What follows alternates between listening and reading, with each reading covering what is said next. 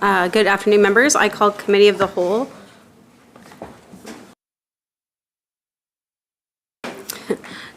Let's start over. Good afternoon, members. I call Committee of the Whole on Bill 7, Economic Stabilization Tariff Response to order. We are on Clause 9. Shall Clause 9 pass? Aye. Thank you. I rise to reserve my right to make a point of privilege with regard to matters prior to our lunch. Noted.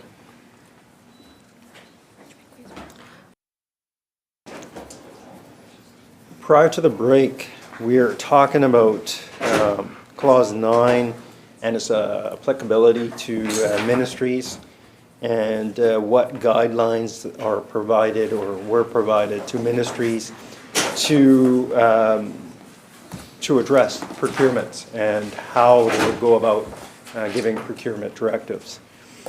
On that same line of questioning, I'm aware we've talked at length about how Bill 7 is an enabling statute, and it allows other ministries to operate within the parameters of the enabling statute. I'm aware of that, but my follow-up question is there enough discretion to the ministries to carry forward on their directives in a flexible manner, or will these ministries be carrying forward these directives in more of a uniform manner? Is there a degree of flexibility, or is there a degree of uniformity when these ministries will be carrying out these procurement directives? So that's the question.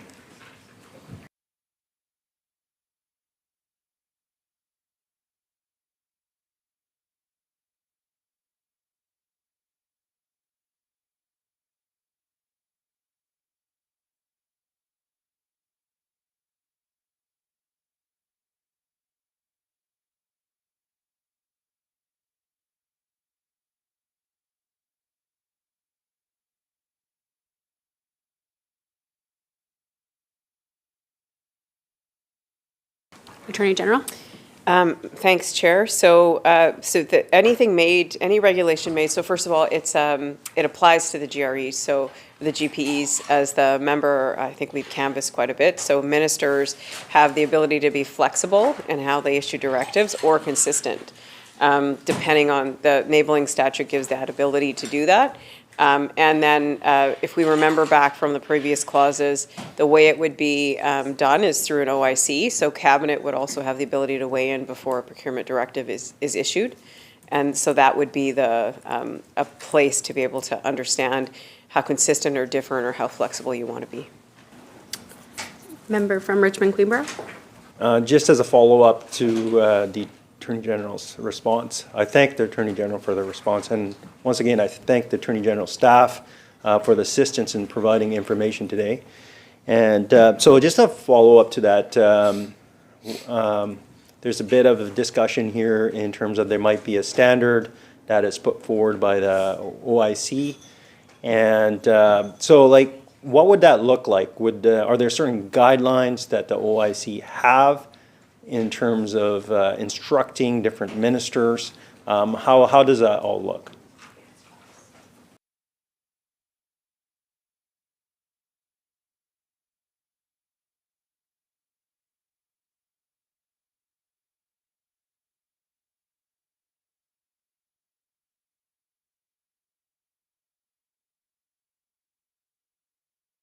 Attorney General. Just in terms of we canvassed quite a bit in Clause 7, the way the procurement directives and the powers that are given to make those procurement directives. So it's not the ministers that will be acting on it. Obviously, it's the government procurement entity, and the minister through the OIC and Cabinet would issue it at them. So yeah, maybe it's from a previous question that the member could refer to the answers that we gave that sets out how you issue and what the procurement directive, the powers under it and how it's guided. Member Richmond Queensborough. Just as a clarification, I understand how the directives will work, but this goes back, and this goes to the point of the OIC, and Attorney General brought that up. And we were informed that the OIC would have some sort of contribution to the minister's decision in terms of how uniform or flexible the application of those directives would be. So, so going back to that point that was brought up about OIC, what exactly would the OIC do in regards to that particular minister? Would they just listen to the minister and just rubber stamp it, whatever the minister says? Or would it be like more of a discussion? Or would it be like, okay, have you followed these 3 points? How would it work?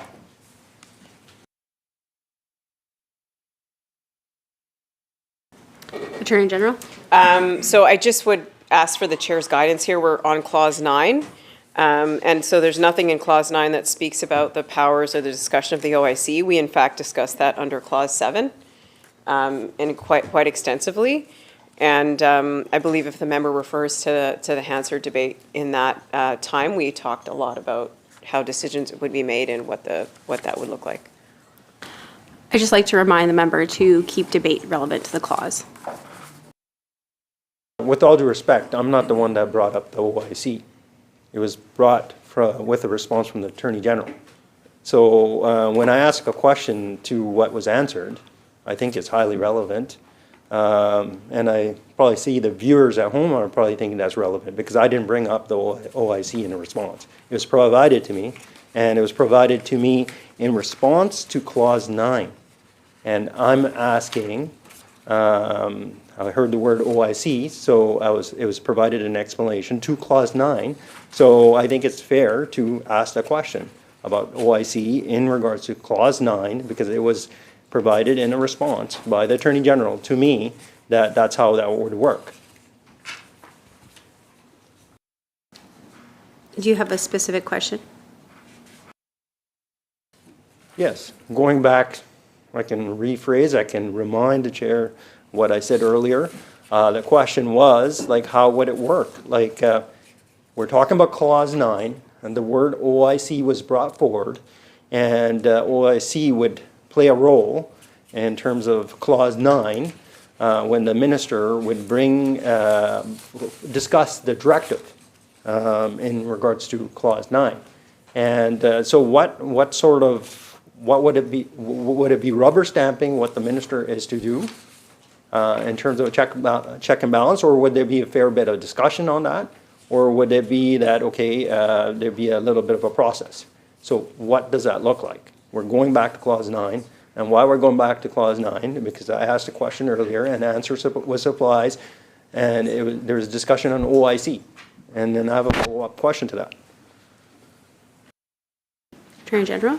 Thanks, Chair. So it's not a gotcha moment on my side. I'm not trying to avoid answering. I just am noting that I did answer this question in quite some detail under Clause 7 when we talked about the powers of the OIC and how what the guides of that power and how it would be used. The member is asking about what is, in essence, what is the cabinet process?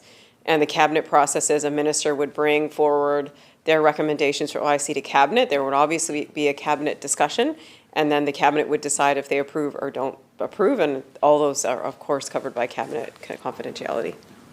Member for Richmond Queensborough? I thank the Attorney General for answering the question. That's all I was looking for, just to answer.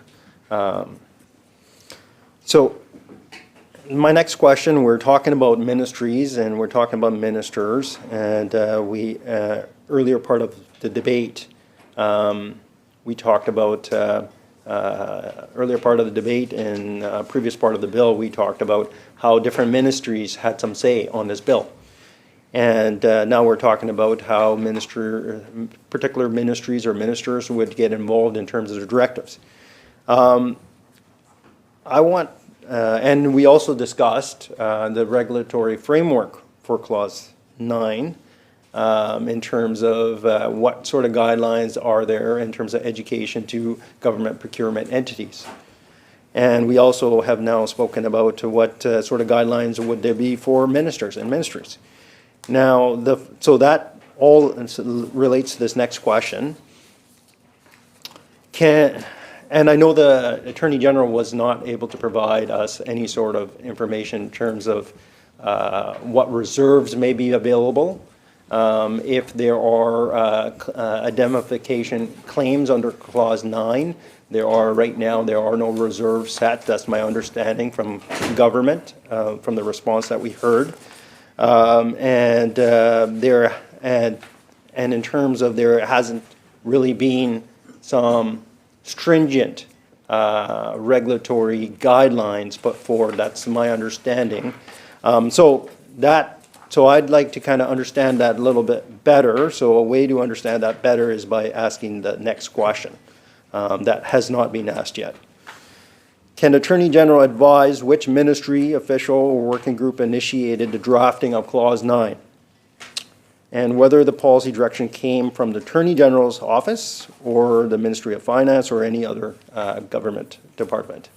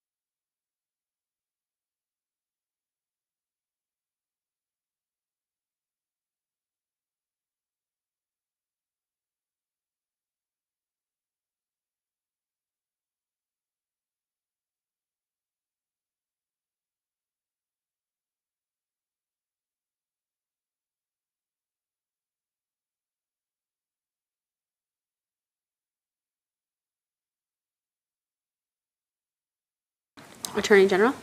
So everything about this bill stems from the tariff threat that the president has imposed upon Canada. And what that has led to is a very strong response by our government to figure out what we can implement for the tools. And this particular one of procurement helps us in a really powerful way direct our procurement towards supporting BC companies and the BC economy. It's a really powerful tool to do that. So this is a direction of government, and as usually happens when government sets a directive through the cabinet and in response to the tariffs, there is a dedicated team of public servants that work across ministries to develop this, and certainly my team, and some of them are before you here today, that are sitting in the Legal Services branch and the JSB as well, Justice Services branch, and then also the Ministry of Finance. Just like every time you develop a policy or piece of legislation, we're collaborating together to put it together. Member Richmond Queensborough? That's helpful information. Thank you. That leads to my next question. The expedited nature of this legislation and the complexity of the indemnification clause make the timing of its development highly relevant. When was the indemnification provision in Clause 9, when was it first proposed? And so that's the next question.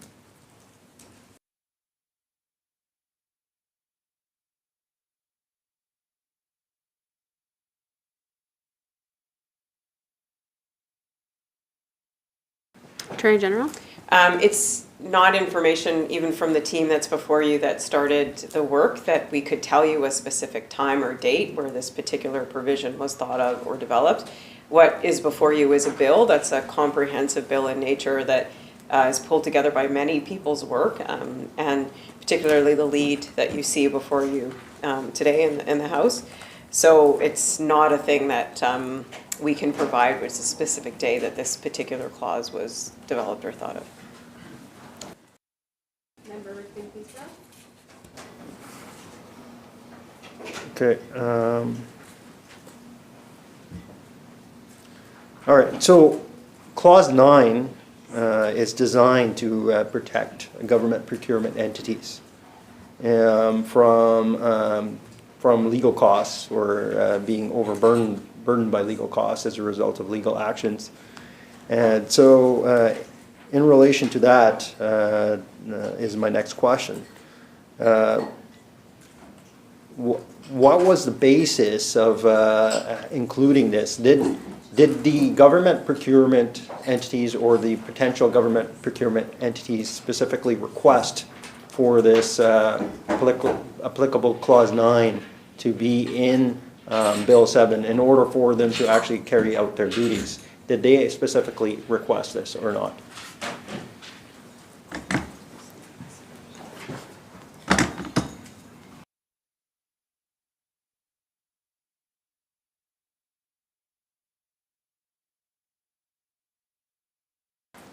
Attorney General?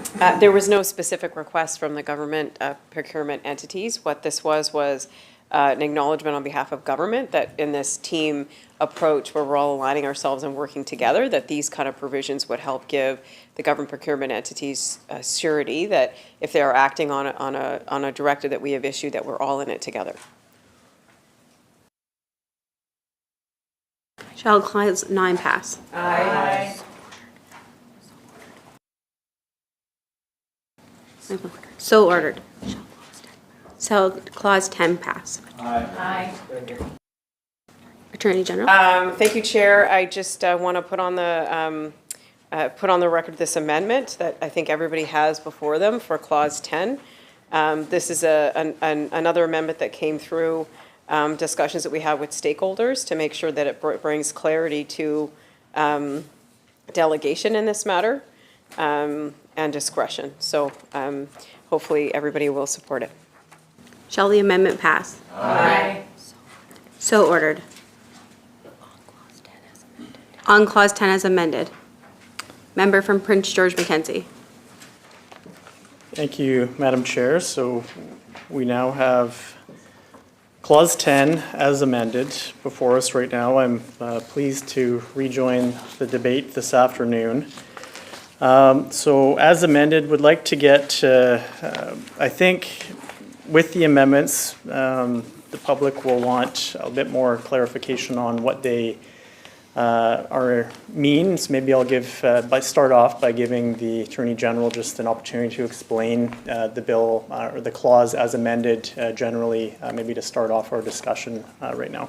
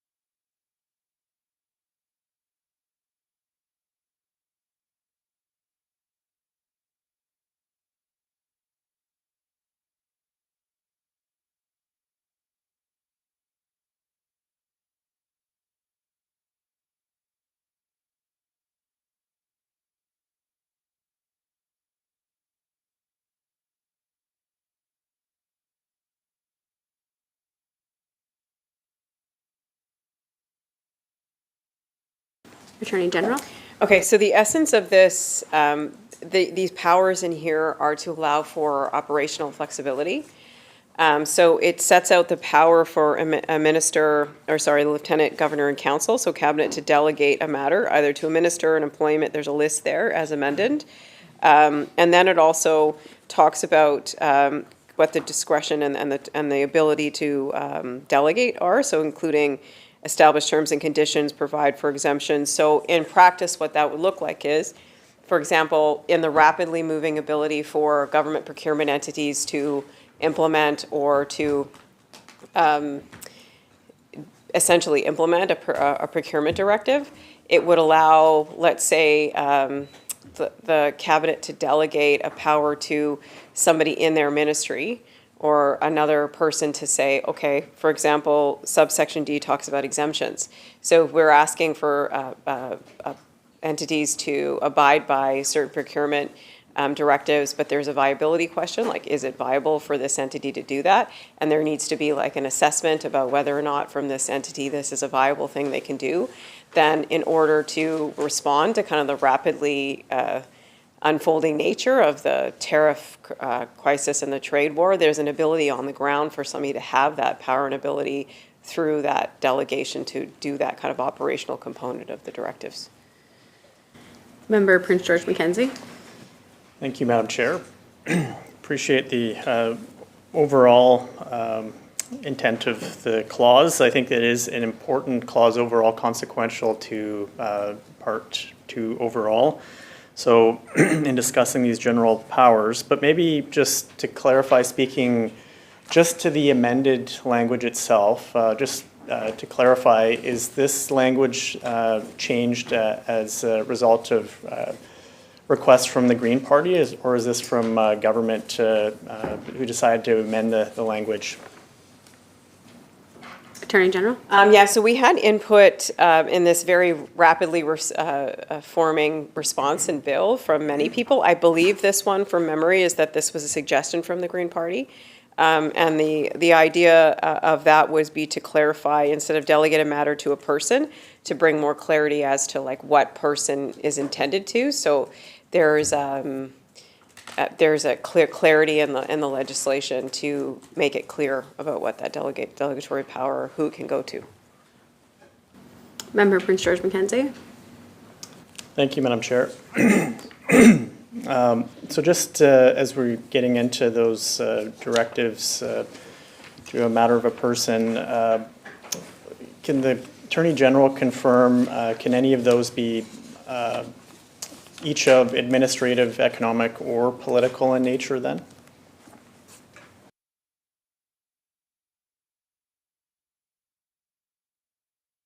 Attorney General.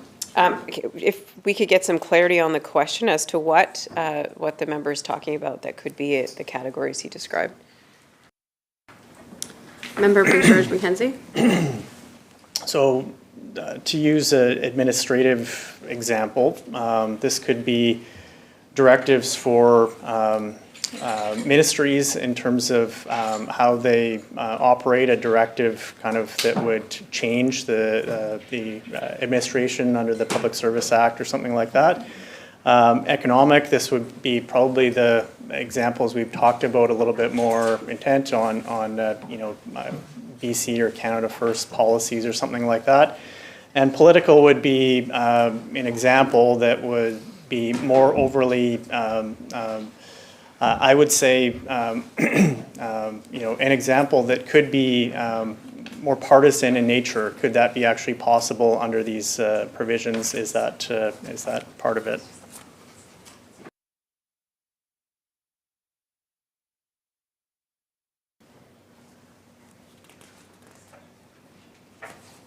Attorney General. Okay, so this clause has to be put in context of the greater bill. So there's a few things. So one of them would be the first section. So in issuing a directive under this part, so that leads you back to clause 7, which talks about what the powers are to make that a directive. And then it says that under making that, so it's limited and defined in all the ways we talked about in clause 7. Under that, that this is a delegation authority. So it allows in that directive for cabinet to delegate the authority of the operational aspect of whatever that directive is to whoever's the categories listed. Member Prince George Mackenzie. Okay, and then I thank you, Madam Chair. I want to get maybe into a little bit about who those delegations can be made to in the amended language that I'm reading here. So just to clarify, could the minister just provide what changes in that delegation, who those individuals actually would include?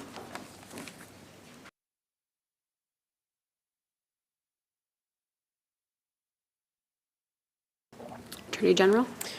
So essentially, the amendment, the clause as amended changes the delegation. So as I mentioned earlier, it changes it from a person and brings, it narrows it to make sure that there's certainty as to who it could be delegated to. So it would be a minister, a person who's employed in the government, a person who's a member of a directive officer of a government procurement entity. Member Prince George Mackenzie. Thank you, Madam Chair. So presumably that would include all public servants and anybody working for Crown corporations, is that correct?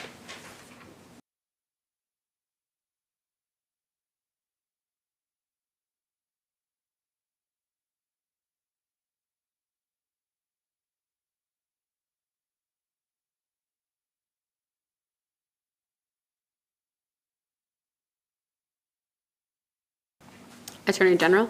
Yeah, so the, it would include, it could possibly include employees of Crown agencies who would be captured under subsection 3.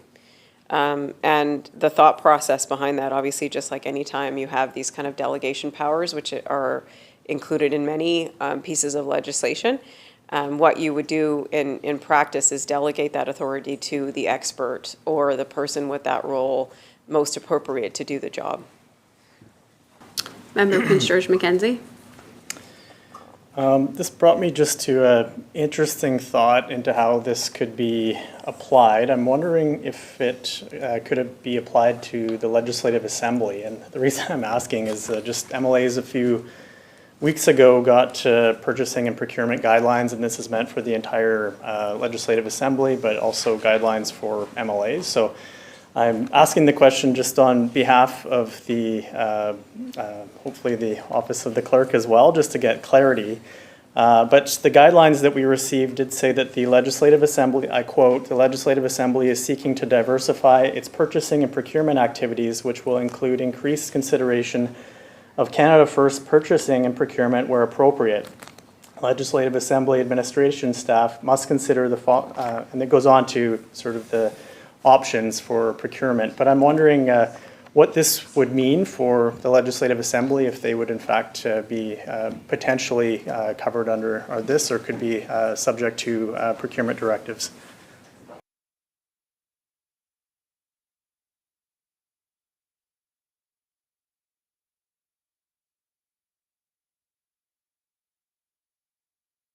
Attorney General. Thanks. So this doesn't apply to the Legislative Assembly, and you couldn't issue a procurement directive towards the Legislative Assembly.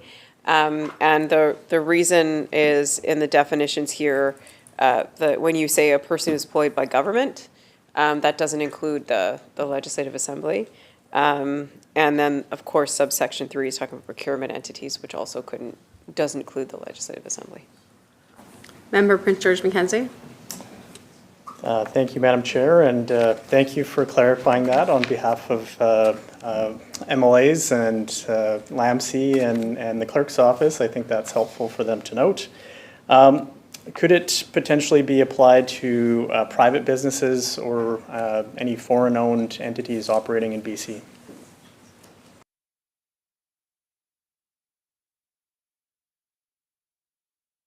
Attorney General. No.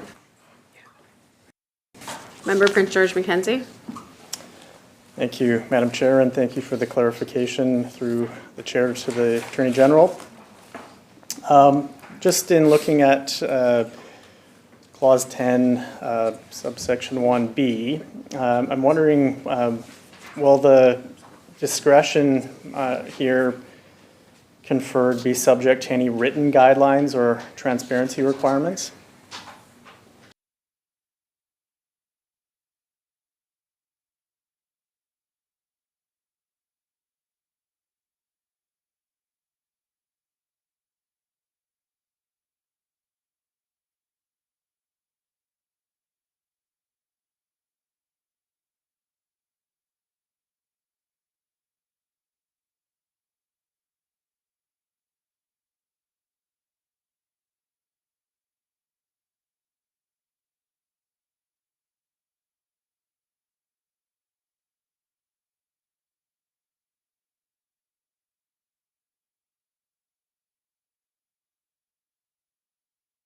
Attorney General. So the transparency about this provision would be clear because it would be in the procurement directive itself, what the delegation power is. So it would say right in there that for this particular role, it's delegated to that person or individual. And that's how it would show up for the public. Member Prince George Mackenzie. Thank you, Madam Chair. Can the minister maybe provide some, again, I'm moving along in the clause here, but looking in where we talk about the types of exemptions that could be granted, can the minister maybe provide some examples of the types of exemptions that could be granted under section 1D? Attorney General. So I'll start by saying we would expect that the work of thinking about how to draft and put together a procurement directive would include an analysis for that particular either sector or area, or how to apply a procurement directive towards that area. So that analysis would happen. So, but then once you've done that and you've listed out what you've said, like exclude a US or whatever, there's going to be a viability component to it. Right, so what is viable for that entity to do, and what's reasonable based on their procurement or what their needs are for suppliers or whatever that service that they're delivering is, and then you could delegate to somebody very particularly in your procurement directive to say that the task of determining what an exemption is for viability for this entity is given to, and it would likely be an expert and somebody that you would give that discretion to determine that on an ongoing basis. Member Prince George Mackenzie. Okay, thank you, Madam Chair. So that viability or test of reasonableness, that could be any person that cabinet delegates that to, or is that, or am I understanding that correctly?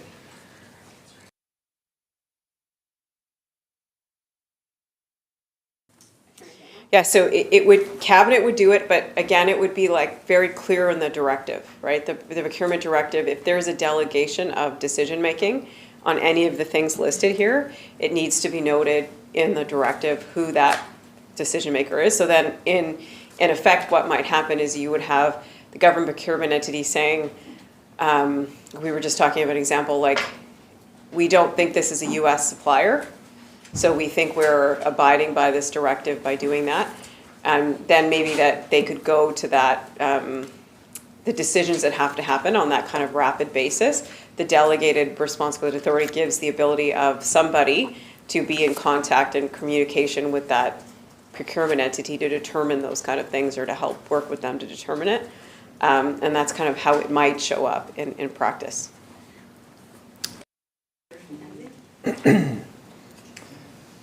I'm wondering, through the chair, what criteria might be used to determine when different ministries or procurement classes, or how would they be looked at or treated differently under different types of procurement directives?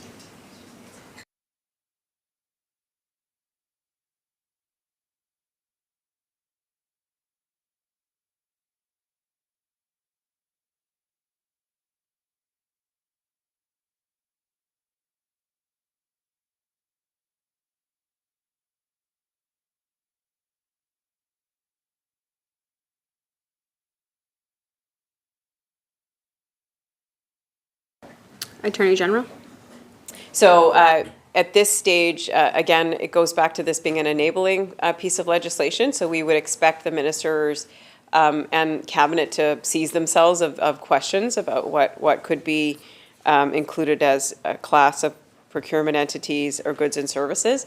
And I think there's a lot of complexity that would go into that analysis. Like that would be based on the very different sectors, like a health authority and the operation of health services is very different than, ICBC, right? So what their needs are and their ability to put that directive in place are going to be different. And there may be some specific reasons that you have to have a supplier from a very specific source that is related to security or standards of service. So this enabling piece of legislation gives the ability to have those nuances figured out.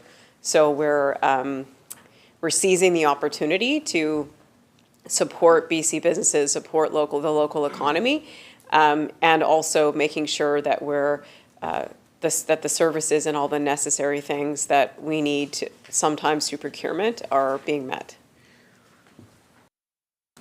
Member Prince George Mackenzie. Thank you, Madam Chair. Moving further along, just trying to understand as well what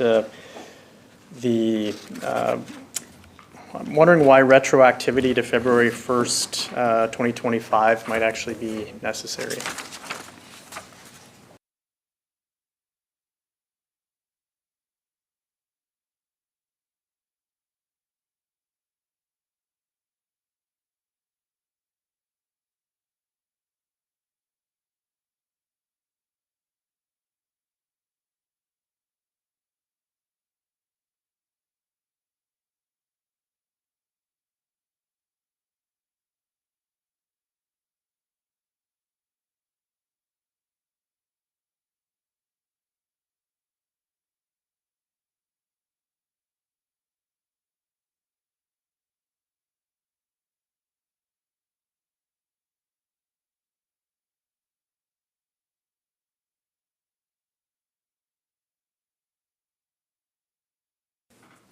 Attorney General. So this clause is very important to understand the kind of Team Canada, Team BC approach that's being taken with this bill, so we can all stand and put the measures in place to be able to stand in solidarity. So we know that since for February 1st, different entities have been doing like purchasing directives or issuing things to respond to the tariff threat and to show their solidarity. And those may have included some clauses that would be similar or dissimilar to what a procurement directive is. And so what we wanted to do is to provide the grace and certainty to all those government procurement entities that may have already had purchasing directives that were in place and showed solidarity through what's happened since February 1st and the first executive order. That we would have this ability to have retroactive protection for them. And then the goal of this bill, which is the power of it, is to, going forward, have very clear legislated procurement directives that are able to have clear consistency and the support and heft of like this piece of legislation and the powers of government. So we can continue that the act of solidarity that we're all participating in through supporting Buy BC and Exclude America sentiments. Member from Prince George Mackenzie. Thank you, Madam Chair. And I think this is an important matter to discuss. I think I'm less concerned with the government procurement entity's exposure on this and more to the businesses that may already be in contracts. They may have already spent capital. They may have already been part of it because they have taken part in these procurement opportunities. So could retroactive directives affect procurement processes already underway or contracts already signed?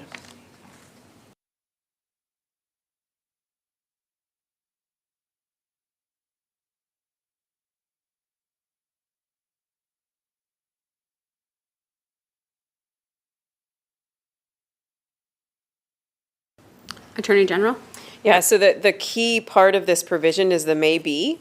So it provides the ability to make something since February 1st, which was the first executive order, retroactive. But of course, in order to do so, you'd have to do the appropriate legal analysis and understanding of what that initiative that was taken by that government procurement entity was, and was it in the spirit, I'm sure the analysis was it in the spirit of something like a procurement directive, and would you want to attach retroactivity to that activity? Member Prince George Mackenzie? Thank you, Madam Chair. And I think this is still an area that would be unclear for businesses overall. And this is where a word that the opposition has used previous in the context of Part 2 has been the word arbitrary. And it's something that I worry that, there is going to create some confusion. There could be economic uncertainty that could occur, and business confidence is tested as a result of that. So it also opens up government to exposure on the legal side, and we already talked about indemnification in detail already. So I'm wondering if the government, in that context, if it's taken any actions between February 1st and today that may require retroactive legal cover.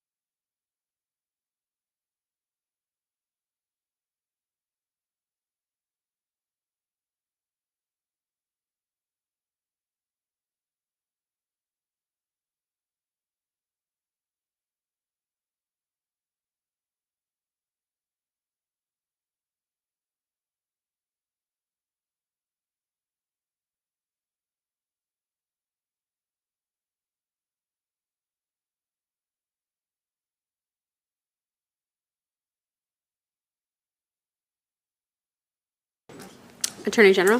Thank you. So as I mentioned, ever since February 1st, there's been a lot of both private and public entities that have stepped forward into changing their purchasing ability or rules to target which we're all kind of in support of, which is a Team BC, Team Canada approach, and the ability to direct our spending to support our economy, which is a powerful thing. So in the sense of, I think the question of any past or do we have any concerns that there's anything that we need to give legal protection for that's happened since February 1st? The answer to that would be that's not the purpose of these bills. It's not because we want to do that or we're worried about that. The purpose is going forward in the sense of the kind of on-off nature of the tariff threat, to figure out what the legal tools would be for all of us to work together. And in a consistent, clear, consistent way with the right legal protections. So the power of this part is to give the legal tools to do that. And so, and because of that, you could see all government procurement entities, and we've talked about like the millions of dollars that, I think the estimate is 600 million, and it probably is more than that, could be harnessed in a clear, consistent way through procurement directives to achieve the goals that we all want, which is to stabilize our economy, support local businesses, and move forward in the same way. So that's the whole purpose and goal of the legal tools that we put in here. And I think we talked already, because we went through clause 8 and 9 about the ability also to put in the immunity and the indemnity provisions. So we're all assured that as we move together, we're doing it in solidarity. Member Prince George Mackenzie. Thank you, Madam Chair. And I guess I'm still struggling. I kind of hoped for a simple no on that one specifically. So I guess I'm still worried about the fact that there may be a need for retroactive legal protection in some way for decisions made between February 1st and the time that the bill gets into royal assent. So I'm wondering, yes or no, does the government have they been making decisions on the basis of that may put contracts in some sort of dispute with the government that may lead to legal action going forward? Attorney General. The answer is no, and I gave it a more elaborate answer to that about the goals of it, but because the intention is not anything like that. It's not that, because it's for the reasons that I said before, that we thought we would give something that gives legal stability and consistency to all those entities that are trying to figure out how to get procurement directed towards the right things, and including the legal protection. So no, we don't. Nothing like that in terms of us thinking that there's any liability or actions that have been taken to date that we're worried about. Member Kelowna Mission. Thank you very much. I appreciate the depth of those answers around the legal component. One thing I'd like to try to understand a little bit better in this section is the uncertainty created by the maybe, the possibility, the speculation.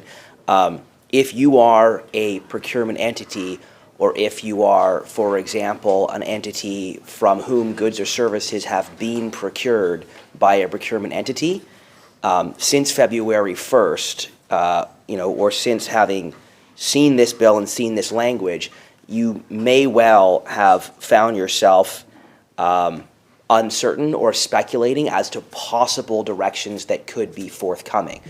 It would be reasonable for you to read the bill and to have the same kinds of questions that we've had in this House.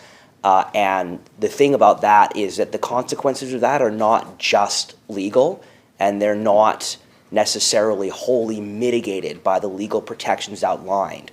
There may also be commercial, economic, or financial consequences. So, for example, if you're in a infrastructure procurement side, if you're in a business that has timeliness constraints around procurement, if you're in a procurement cycle that has seasonality considerations, whether that be agriculture, whether that be the construction season, there may actually be material adverse consequences in terms of delays to procurement, delays to contracting or subcontracting, and because of those delays, there may actually be additional costs that are incurred, whether those costs are incurred ultimately by government or whether those costs are incurred by entities contracting with government who may or may not be able to recover those commercial costs.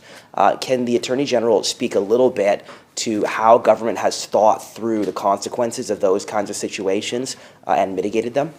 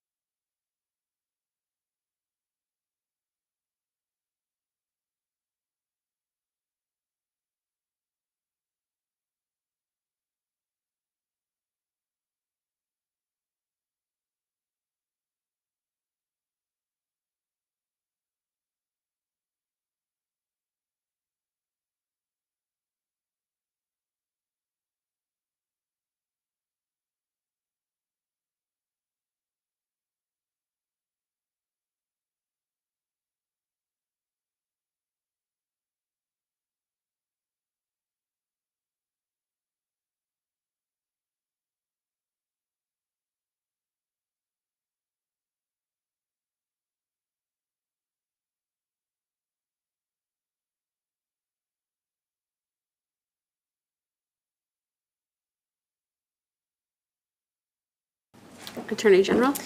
Okay, so I think we all have to understand that right now there's an amazingly high level of solidarity. So there's not conflict in how all the government reporting procurement entities work together on in this approach. So it is in a spirit of collaboration and regular communication between entities, both amongst themselves and with the internal mechanisms of government that spurs this, how do we direct our purchasing power in a different way?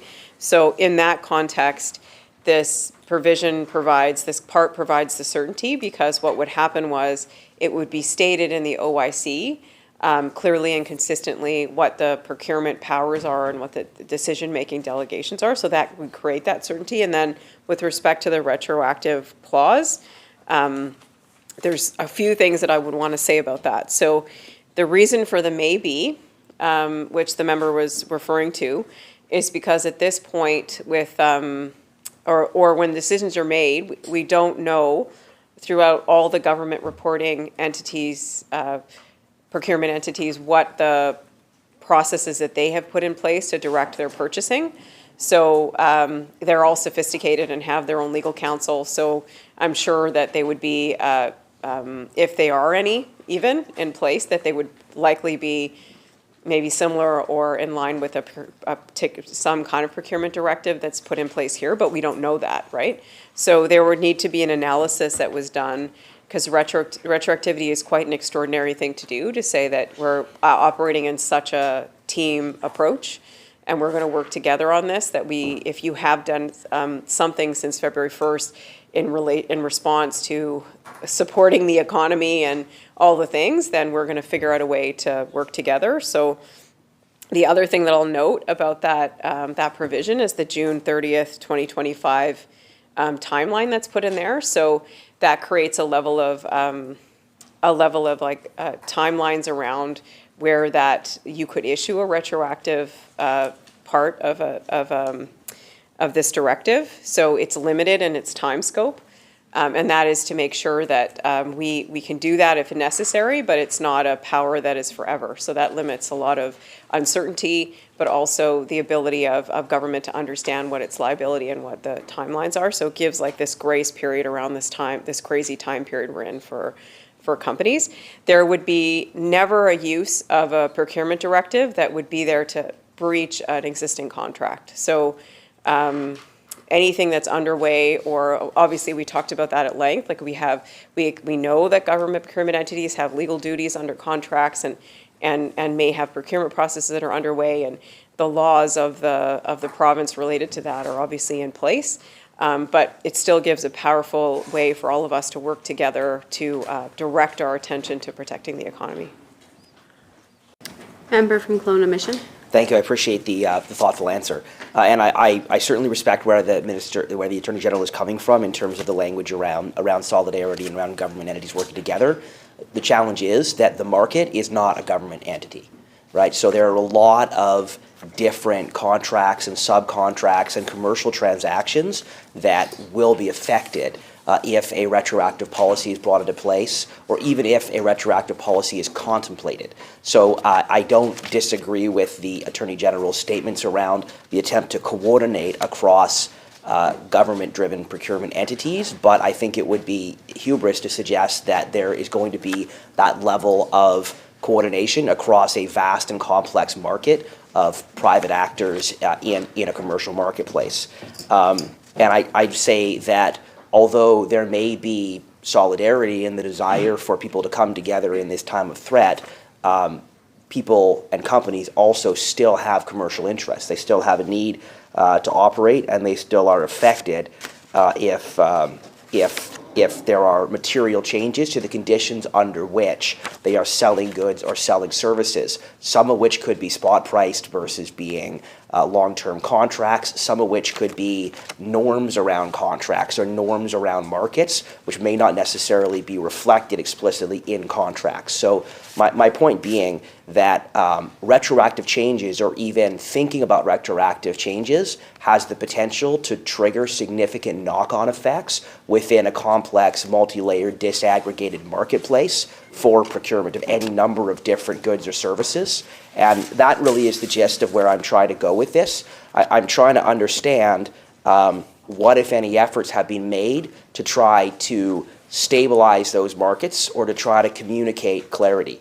Because you can imagine any number of different industries that could easily, upon reading the bill, reading this section of the bill, either have it thrown into question what the practices are going to be going forward, or simply not know if change is coming. If they don't know that change is coming, if they don't have certainty, stability, predictability, that in and of itself becomes a damper on activity, it becomes a damper on investment, it becomes a damper on closing agreements and closing contracts. So, I met recently with representatives of the construction sector who talked about the sheer number of significant construction projects that are actually being shelved or delayed. So there's major things happening in sectors, including construction, that are not necessarily directly the result of this, to be clear, but are a result of market uncertainty and that are causing industries to be frayed even more so. And this uncertainty is likely to create yet more challenges, potentially resulting in yet more layoffs,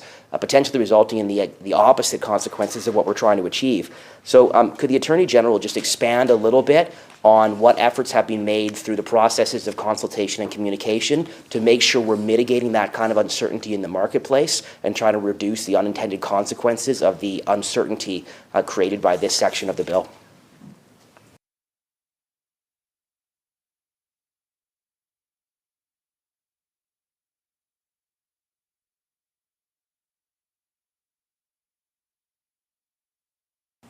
Attorney General?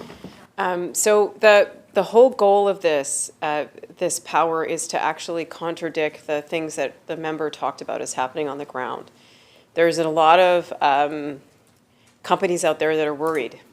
There's a lot of uncertainty as a result of actions that are not in our control. And that's resulted in a lot of people wondering about where the new market could be, how they can diversify, how they can have their business run in light of these tariffs. What this represents is an unprecedented and amazing opportunity for us to unlock procurement in the province in a clear and consistent way. The member, I think, is wrongly characterizing it as something that will cause uncertainty, because everything about the provisions and enabling powers of this are going to provide certainty. So all those companies that were thinking about participating in procurement processes of the government, it would unlock all this potential out there for the economy to bring stabilization, to bring opportunities for those workers that might be concerned, those businesses that might be concerned, unlocking that potential in a way that's never been done before. So it's actually a very exciting component of the work that we're doing to respond to the tariffs.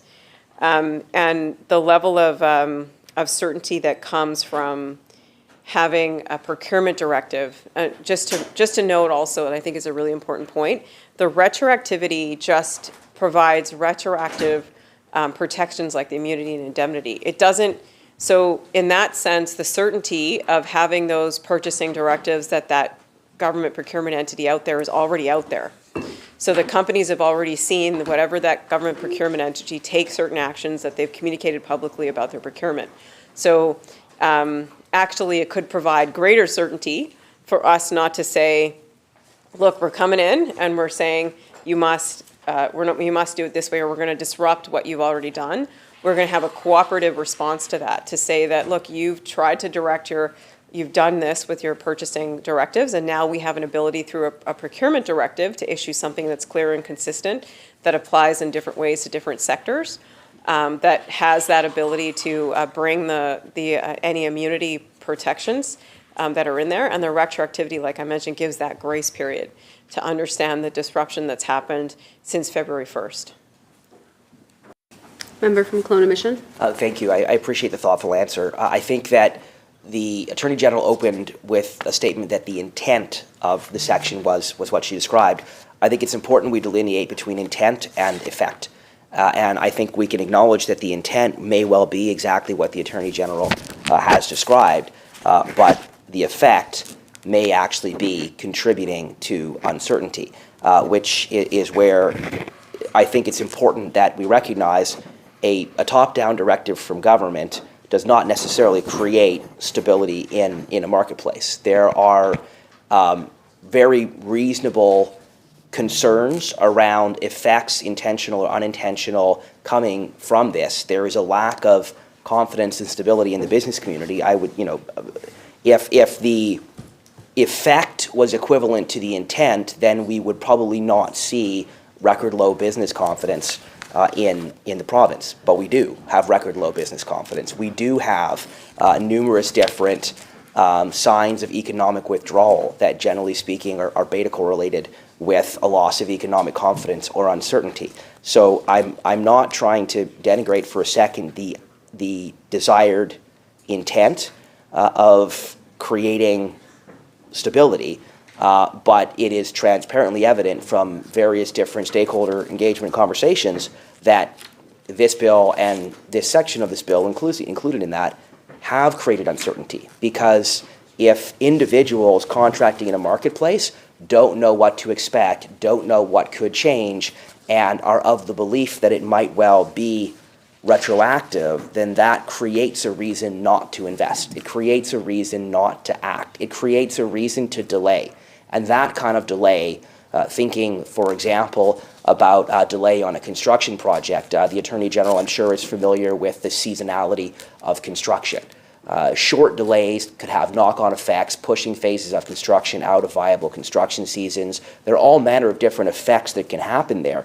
So, again, I'd just like to understand if the Attorney General could illuminate any of the consultation and conversation that has been undertaken in order to understand what some of those areas of confusion might be, what some of those risks or instabilities might be, what kind of confidence signals markets need in order to act. Has that been specifically canvassed with stakeholders participating in the various different engagement by government?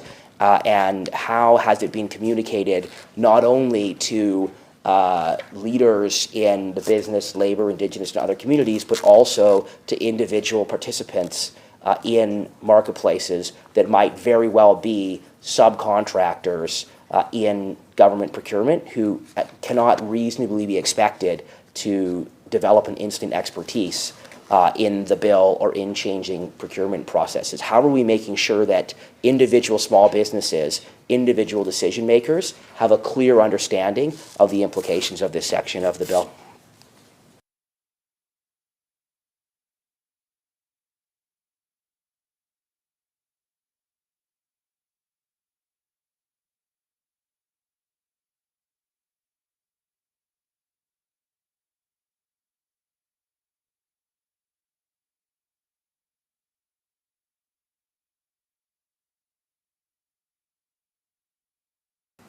Attorney General?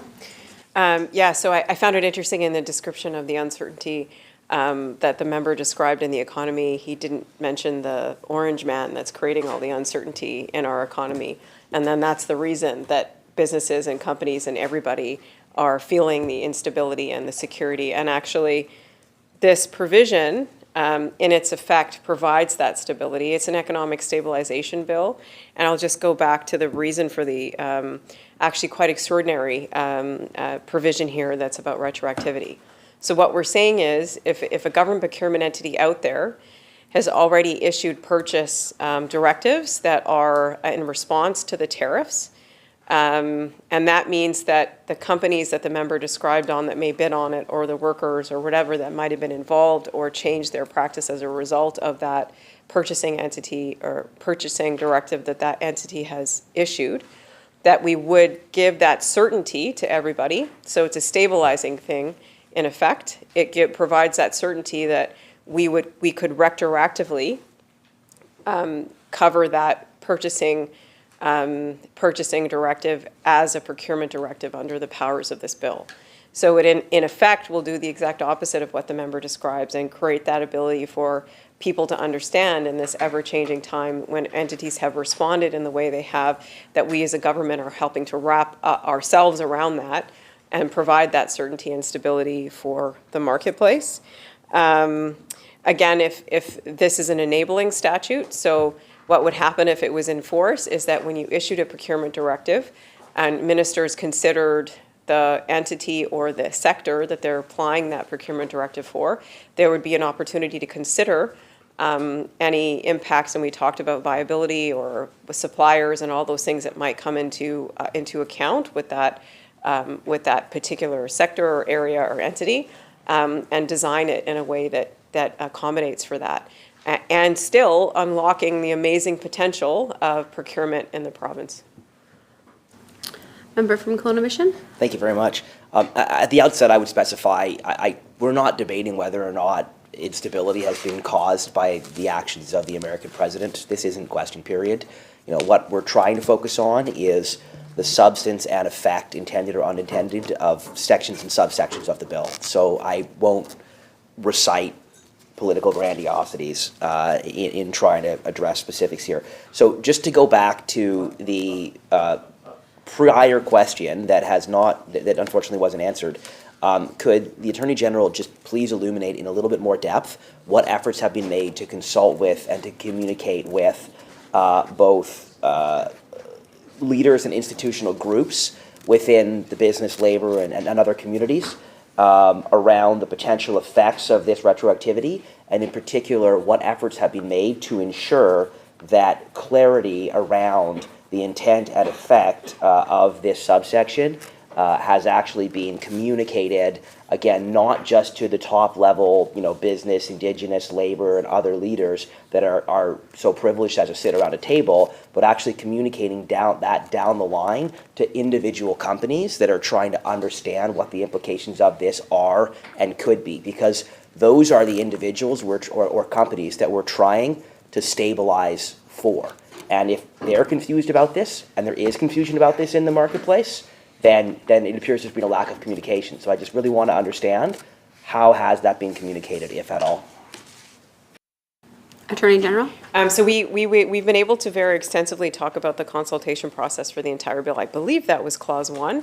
So I'll refer the member back to that, where we talked about the test committee and how I presented it. We, since that and the tabling of the bill, haven't received any specific concerns about the particular provision that the member is talking about related to retroactivity.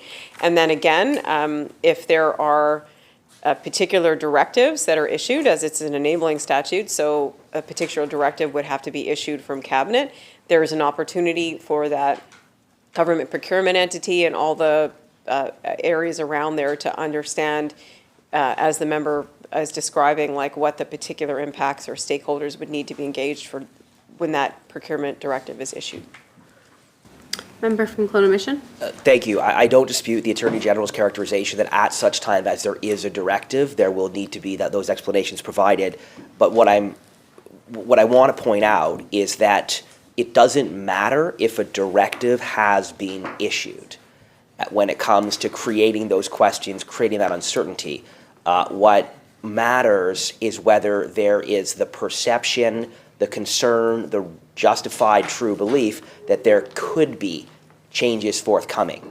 The possibility of forthcoming changes, the uncertainty about what they could be and what implications they could have at a commercial level, those have material effects in terms of contracting and subcontracting behavior. They have material effects in terms of creating reasons for business not to move, reasons for contracts not to be signed, reasons for things to be delayed because there is a justifiable concern that a decision made in the coming days could affect a contract signed mere weeks ago. So, we canvassed extensively the issue around retroactivity and unintended consequences when we addressed Bill 4 in the House.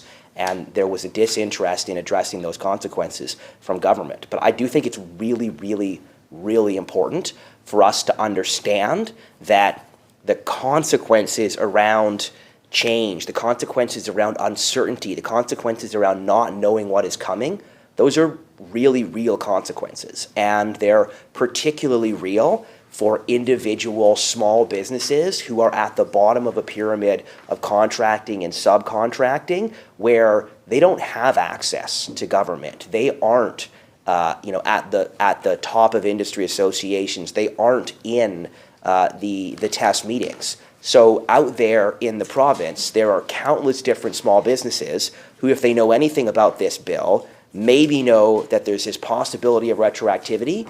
And as a result of that and other drivers of uncertainty, they're sitting on the sidelines. And there may well be costs to them sitting on the sidelines, either hard costs, soft costs, opportunity costs. So again, I'm just trying to understand how, in the development of this bill and in the time between weeks ago and today, what efforts are being made to try to communicate to and provide stability to those individual small businesses who don't know what to expect and for whom this kind of language only adds to the uncertainty.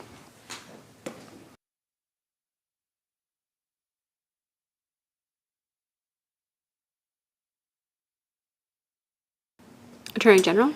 So, Chair, I take your guidance. I think we're getting, from my perspective, in the line of repetitive questions. I've already mentioned that we would never breach a contract or existing laws. So the scenarios that the member has described on a few questions now, I think I've already answered. And I've already answered how, in fact, this provision creates certainty for existing purchasing directives that might be in place right now because entities were responding. So this wraps government around those and helps create the certainty that's needed in the economy. So I feel like I've answered this question, and I would ask for another line of questioning. Member from Kelowna Mission? Thank you. Respectfully, the Attorney General's characterization of the line of questioning is in itself a demonstration that the questions haven't been answered. So I will go back to the question that I just asked, which is what efforts at communication have been undertaken to the small business community in particular in order to provide assurance, provide clarity around how these changes, and particularly the retroactive nature that is enabled by subsection 2, could affect them in the context of procurement. I really think that is a different question than the question the Attorney General has described. I respectfully agree that she has answered the questions that she described having answered, but she hasn't answered this one, and I would really like an answer to it, please. Thank you.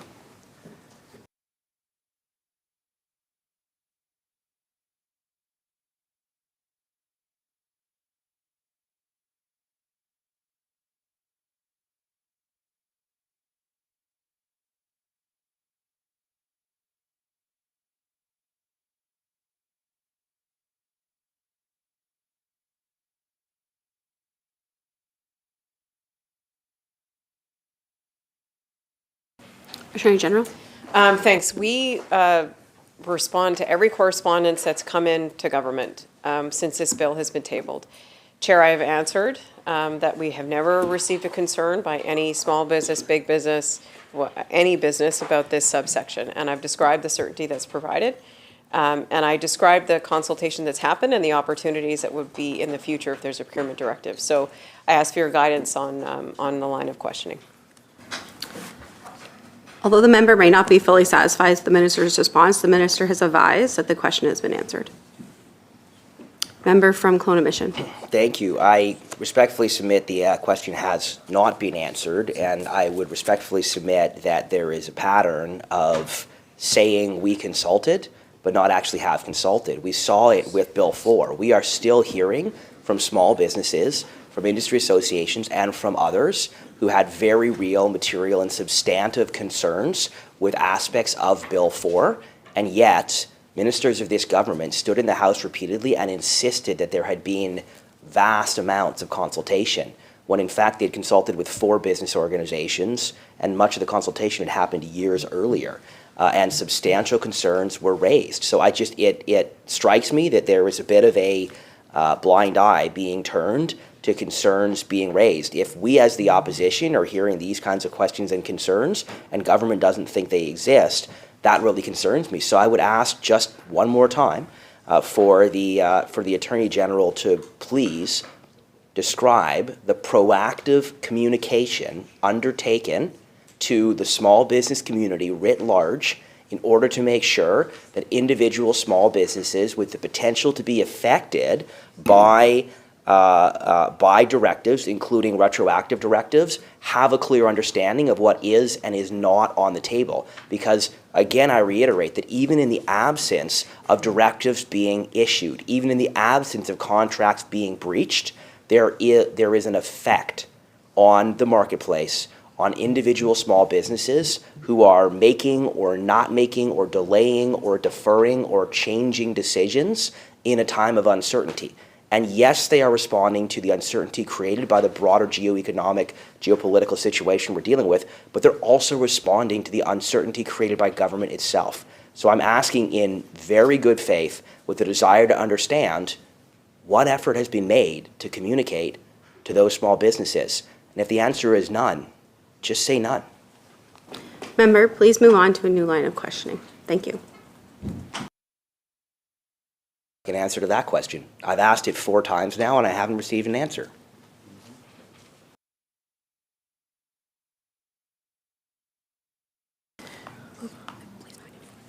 The member has responded a number of times to your question. Please move to a new line of questioning.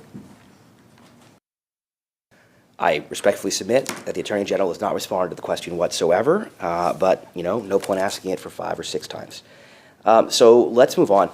I have previously flagged over the course of the last number of minutes the concern around, again, unintended consequences, unintended costs being incurred as a result of uncertainty.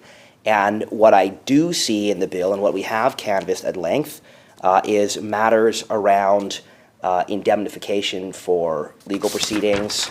We've seen canvassed protection against legal proceedings. We've seen there are a number of sections of the bill that cover protecting the individuals who are issuing directives or who are intending to comply with directives, complying with directives. So there's extensive protection provided for individuals, generally speaking, on the government side, which would generally in procurement terms be the buy side of this deal. Right? So when procurement changes, if changes are made, and if those changes have adverse consequences, what we've seen are that there are significant protections on the buy side. What are the protections on the sell side?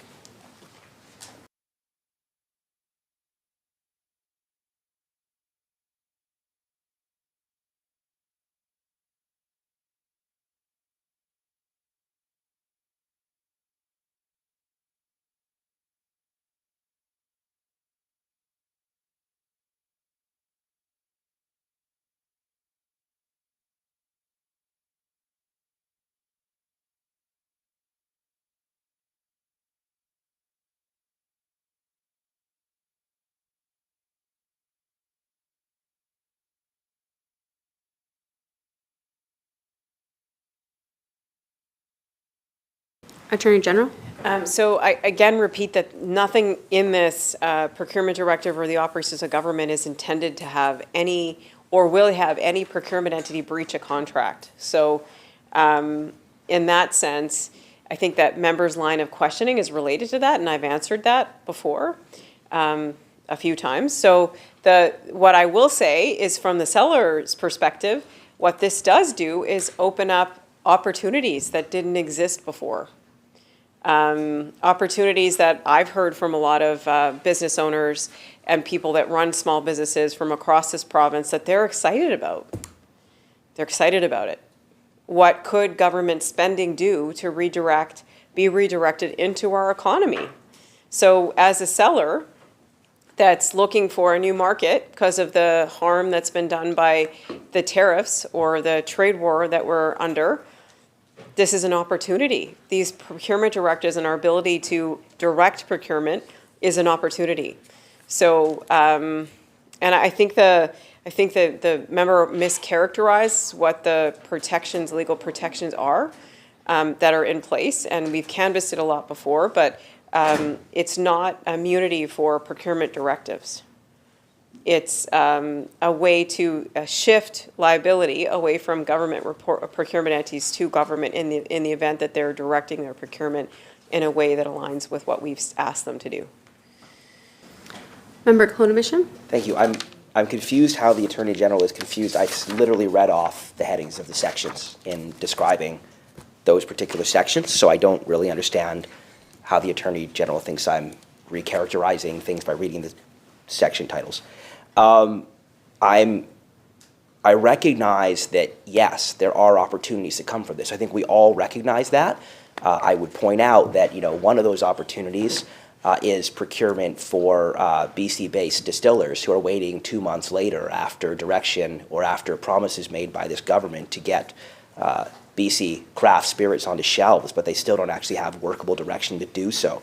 So, going back to uncertainty, going back to the instability created, well, there doesn't really appear to have been clear directive in that instance. What you now have is an entire industry that believes it has been issued some level of commitment by this government, that this government will enable it to get its products onto shelves controlled by this government, but from all appearances, no actual final outcome has been reached. So in actual fact, there's a small business who believes it's been promised an opportunity by this government on the very basis that we're describing, but in actual fact, if you were a craft distiller, you've now spent money.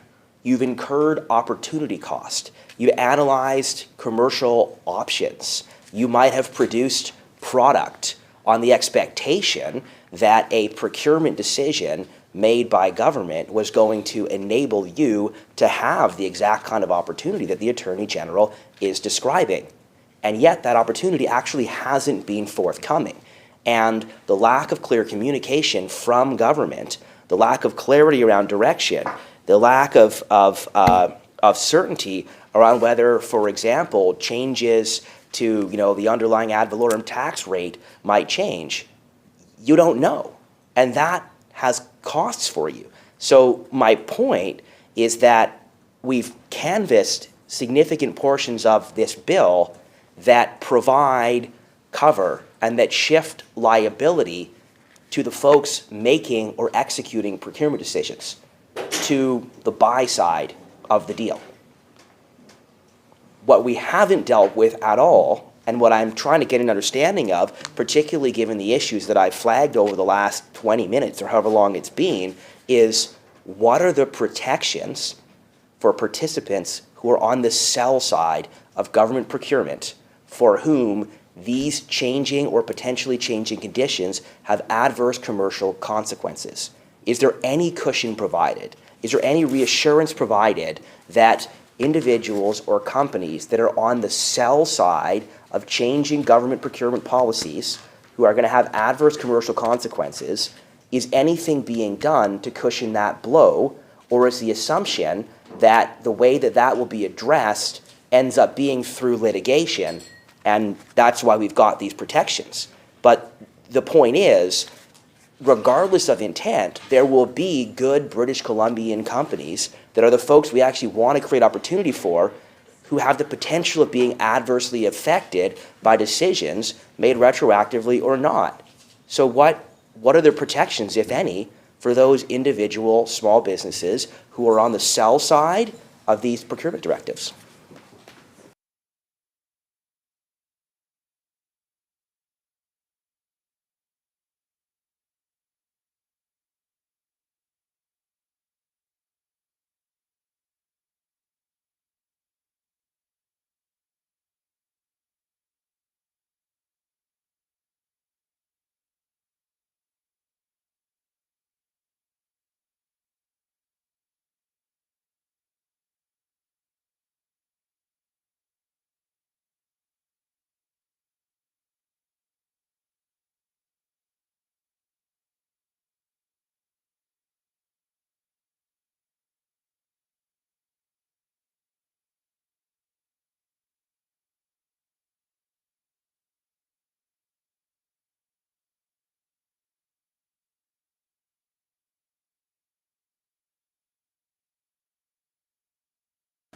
Attorney General? Again, I think the member is assuming harm to sellers or individuals.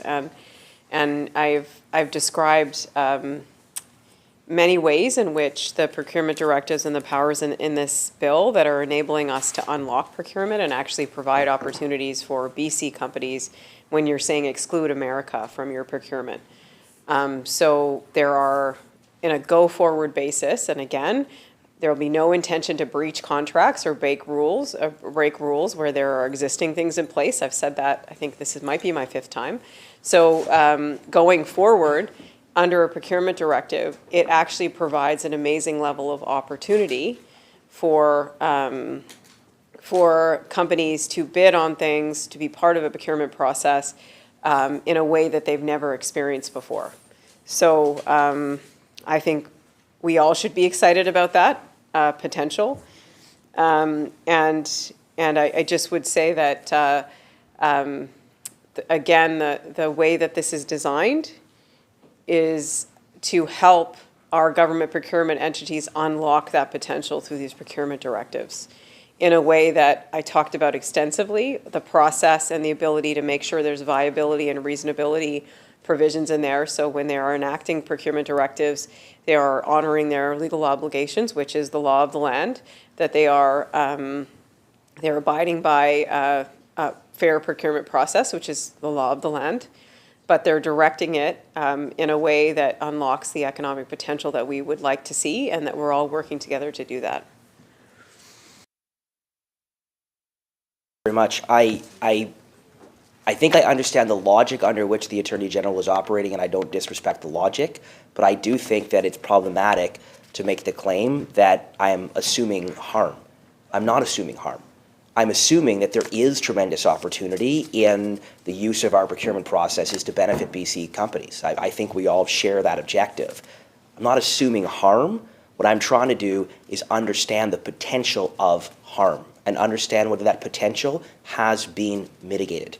That's what we're trying to do here. It's the same thing we were trying to do with Bill 4, right? There are a significant number of unintended consequences of Bill 4. We're already hearing from stakeholders about them, and I'm sure the government's going to be hearing about them in the months and years to follow. What I'm trying to do is flag to the Attorney General and to the government that regardless of the intention to not breach contract, regardless of the belief that this is about benefit, not harm, there are always unintended consequences. There are always unintended dynamics that emerge in a complex, multifaceted marketplace of procurement and subcontracting and all of those other areas. And that has the potential to create very serious, complex commercial issues for companies who are down the ladder of procurement, sub-procurement, all those other things.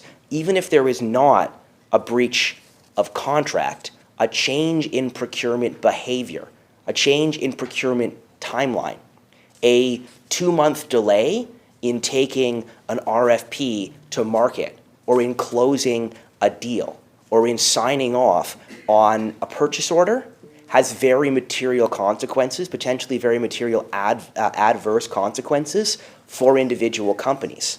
If a company is heavily dependent on labor, for example, and they're not able to get POs signed off on, and that means that work doesn't start for an extra 2 months, an extra 3 months, one of two things is going to happen. They might be eating labor cost, or they might be laying people off.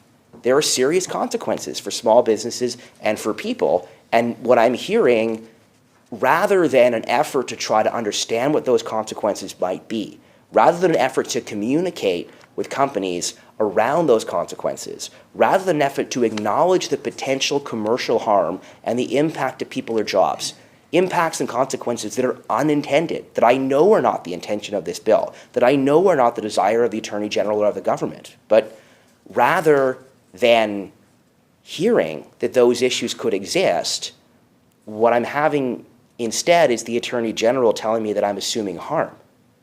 I'm trying to point out serious material issues with consequences for small businesses and for people. And I'm being told that somehow I'm Chicken Little.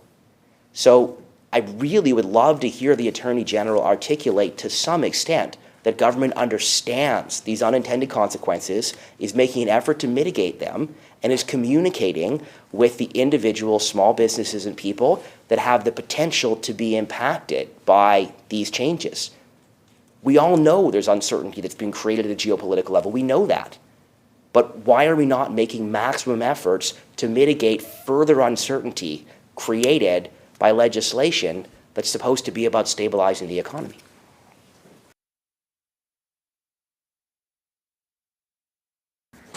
Attorney General? Thanks. And we've talked at length about how actually this bill does the exact opposite of what the member is describing. It provides the certainty and opportunities.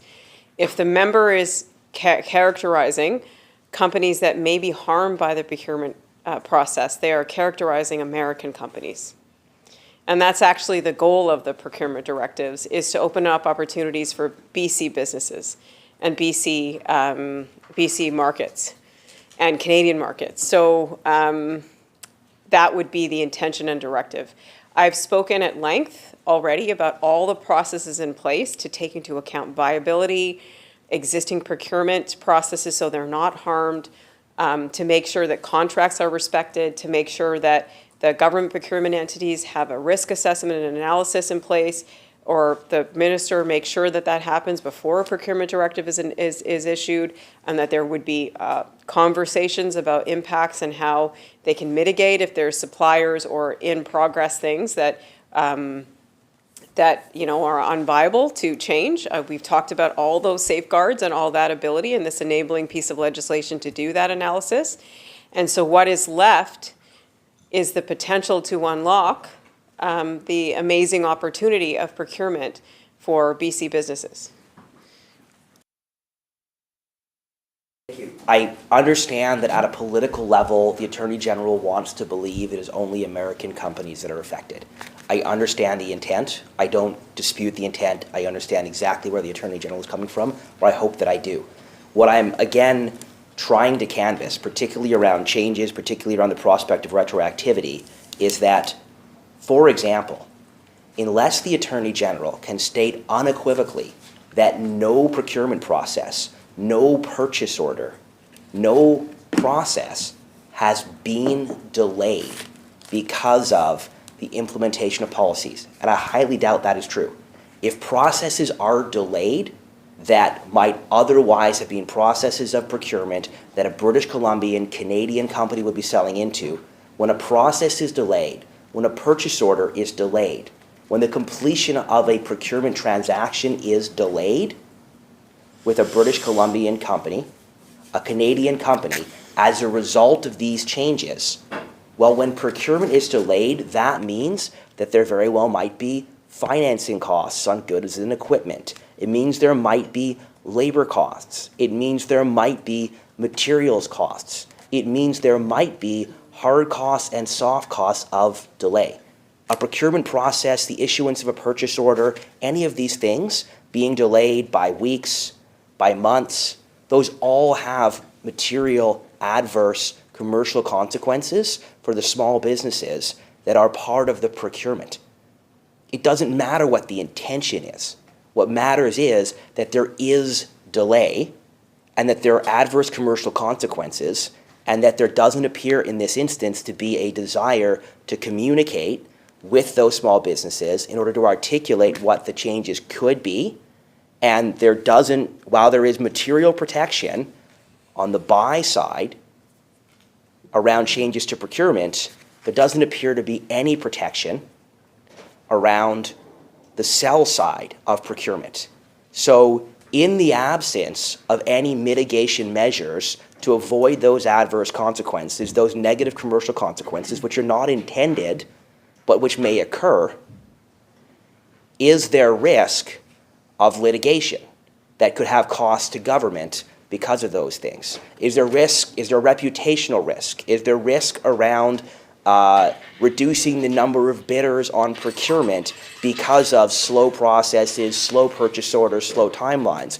I'm trying to understand that element. I think it's a really important, very material, very consequential element that is absolutely down in the weeds, but that's exactly why we debate these things on a clause-by-clause basis to try to get to the bottom of these issues, because they have serious real-world consequences for businesses, for frontline workers, all those consequences. So I'm just looking for the Attorney General to articulate an understanding of the fact that those consequences exist and to help us understand how, if at all, they're being mitigated.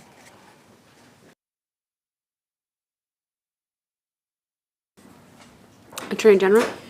So we talked early on and many times about the level of uncertainty that's existing right now because of the trade war that we're in.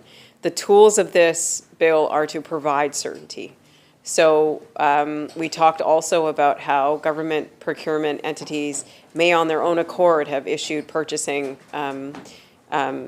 directives that are related to responding to the tariffs and excluding American companies from procurement. And that was all in an approach of us working together to make sure that we're responding in a form of solidarity. What this bill does is give the legal framework and protections in place to do that.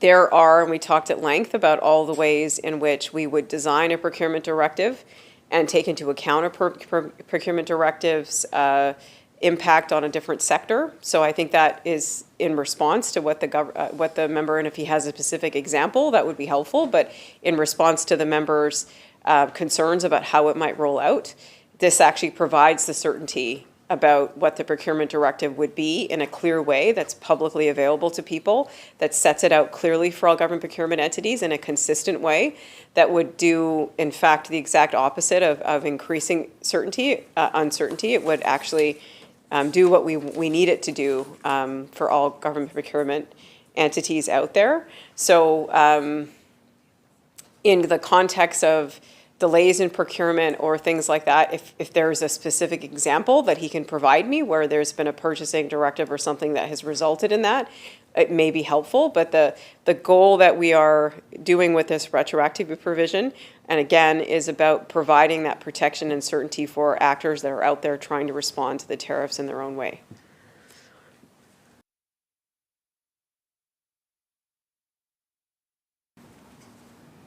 Thank you, Madam Chair, and I'm going to re-enter the discussion and maybe pick up some of what the member from Kelowna Mission was referring to.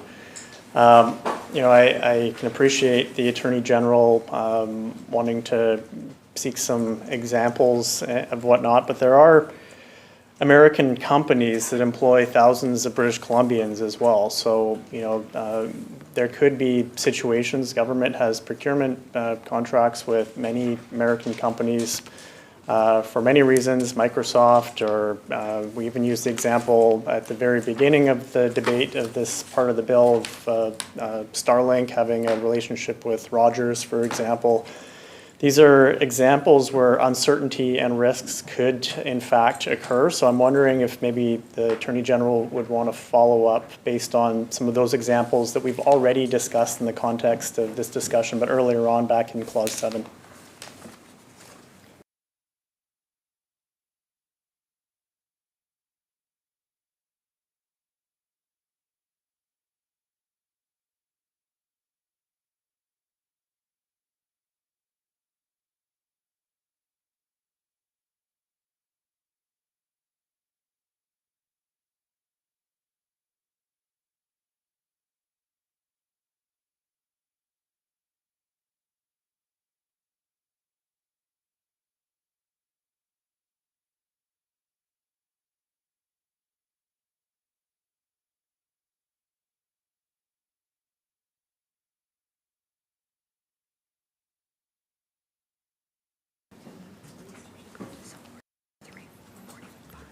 So we will take a short recess and return in 10 minutes.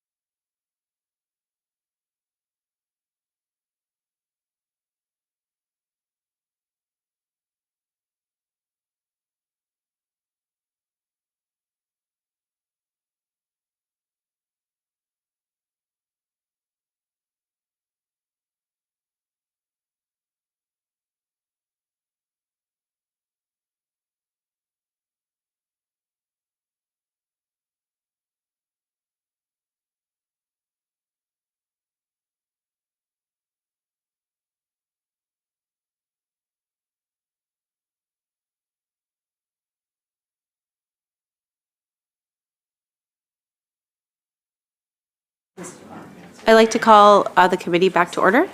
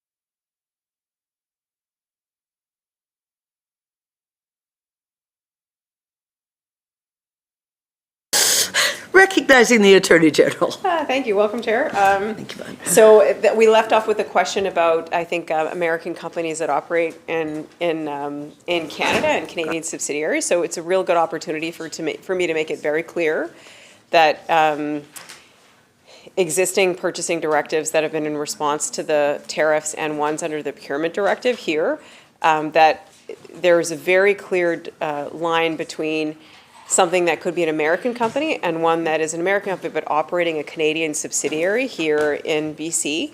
And of course, those companies provide a lot of jobs, they provide a lot of opportunities, and that is not something that we would exclude.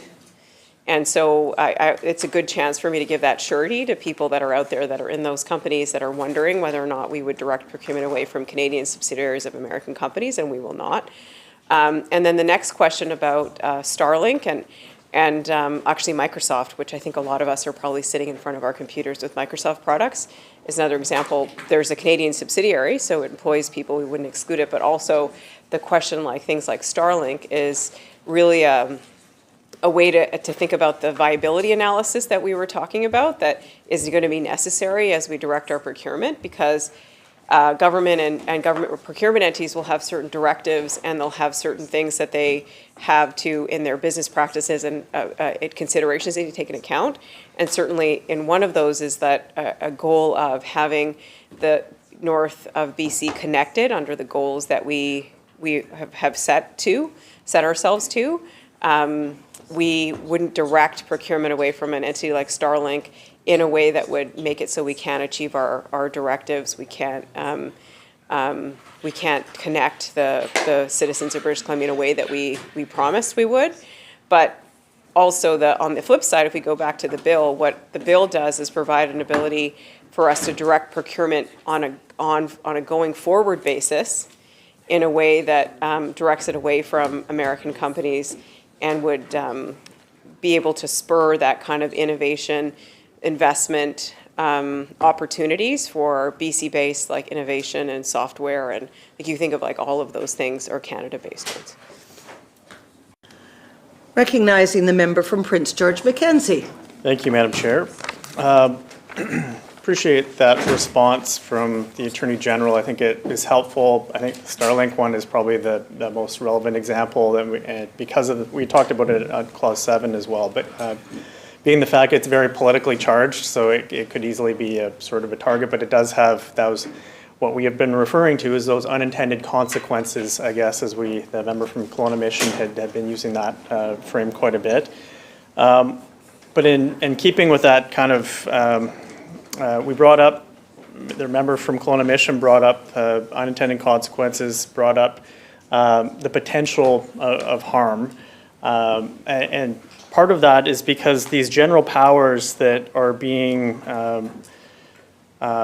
granted to a person or a government entity as defined here, it's granting some pretty big authority, obviously. So we want to make sure that there are protections in place from that. So I would like to ask the Attorney General, through the chair, who is providing that oversight or checks in place to prevent these procurement directives from really having those unintended consequences, or even worse, that potential for harm?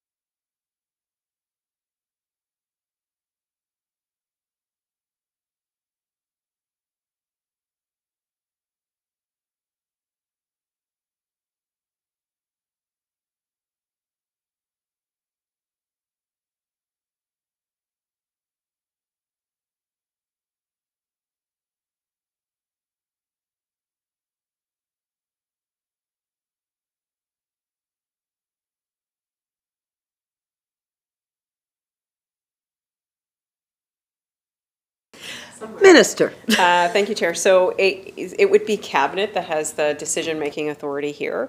But we also have to remember that the power under this particular section or clause that we're talking about is about how it would have to be clear in the directive who Cabinet might delegate that responsibility for the kind of day-to-day operational stuff, as we talked about previously too. So that would be clear, and who has oversight of whatever part of, and it could be an exemption process, it could be a particular terms of condition, would have oversight on that implementation aspect. But then in terms of the functioning of the directive, I'll just direct the member back to the debate that we had on Clause 7, where I talked about all of the oversight and legal protections that exist with the power to use a procurement directive. Member. Thank you, Madam Chair. And so I think I understand the legal protections, but I guess the oversight of the delegated person or delegated entity, that would be provided by Cabinet, is that correct?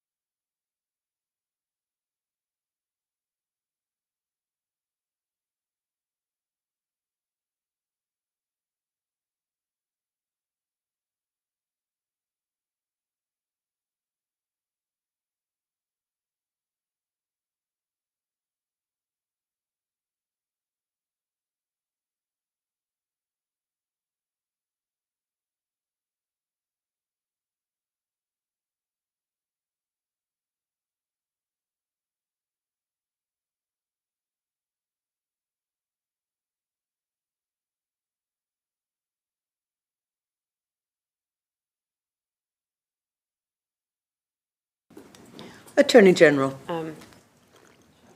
Thank you, Chair. Maybe I'll answer this question on an operational level and see if that's what the member is asking about. So, of course, the ultimate oversight is cabinet, because it's a cabinet power-making authority. And in terms of, like, let's say cabinet's issued the directive and clearly stated under this clause 10 what the entity is for a particular decision-making authority under that, and we talked about that in my previous answer, then the oversight, even the ultimate oversights cabinet, it would be that, or the operational oversight of that would be held by that delegated authority, which would be clear in the directive.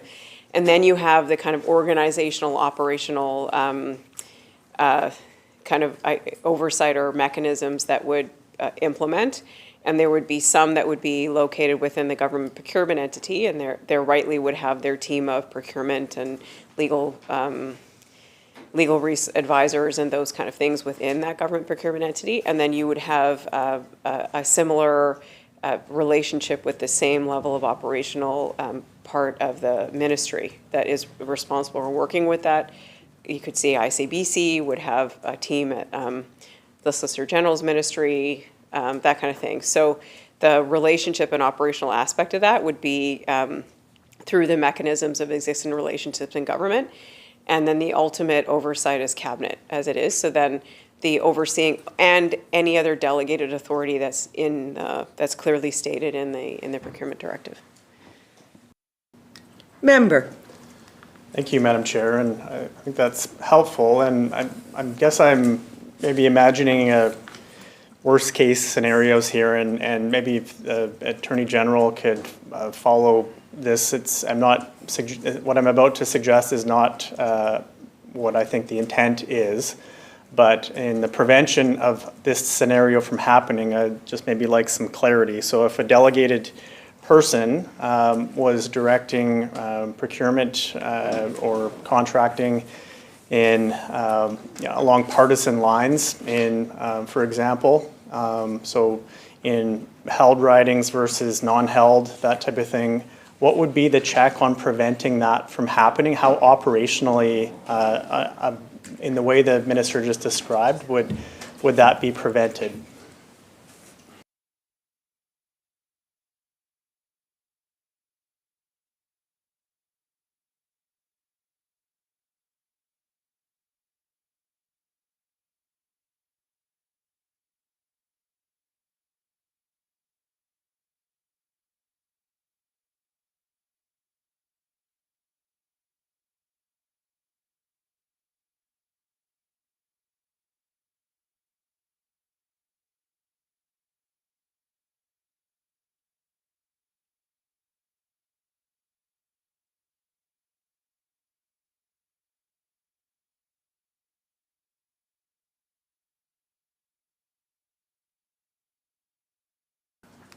Minister. Thank you. So we have very rigorous existing protections in place. I think the member, so there's two scenarios. There's one where it's a delegated authority in a government procurement entity, which is an option under here, or it's a delegated person under an employee of government, right?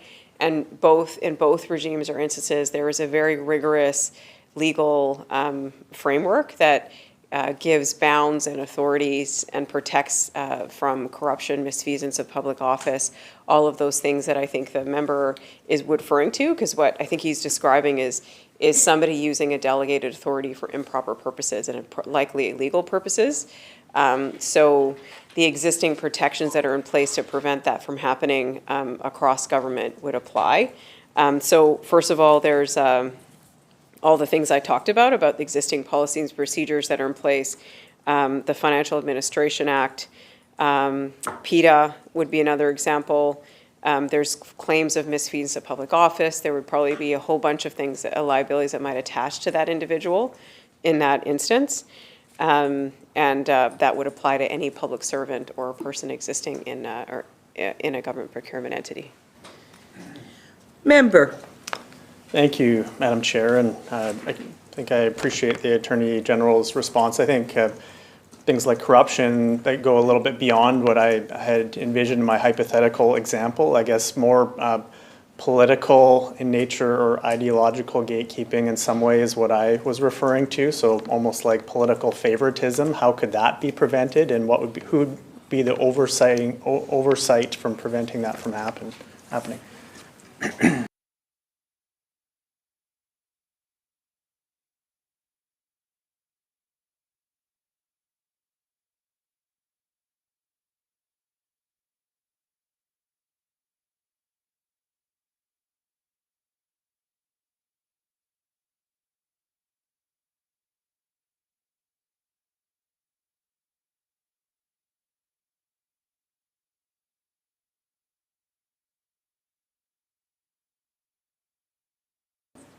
Attorney General. Yeah, so again, procurement processes are very well developed in their legal protections against things like the member describes. And so the process and procedures that are in place to keep political decision-making away from a procurement process are very clear and very, there's a hard line with that. There would be many things about the duties of a public servant, their employment duties, the Financial Administration Act that I already mentioned, along with other legal protections around procurement processes and the fairness of procurement process, and there's tons of law on that, that would of course be in place at all times. So that those are the rigorous protections we have in place against things like that. Member.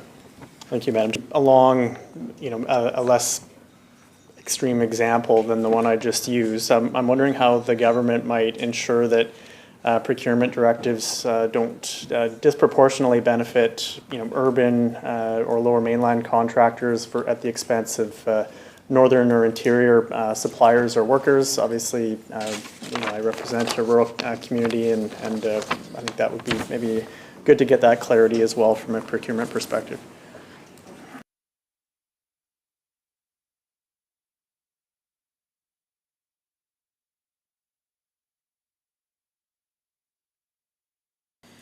Attorney General. Yeah, good question. I think that's the kind of ability of the flexibility that's built into the bill. To the member's point, there may be parts of the province that are harder hit by the tariff and the trade war that we're in, and there may be certain industries that are harder hit from the trade war that we're in.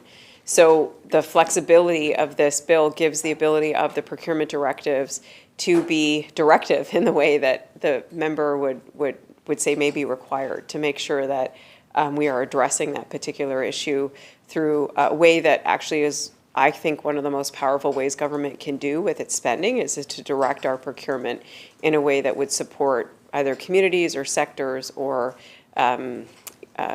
you can imagine scenarios that is necessary in the trade war that we're in. Member. Thank you, Madam Chair, and thank you to the Attorney General for that response. Maybe if through the chair, if the Attorney General could maybe indulge me on this one a little bit further. I'm wondering, as an example of a directive, that could a delegated person actually consider regional exemptions or tailored directives that actually support the unique economic realities of a region like northern BC that might be more heavily impacted by or trade exposed?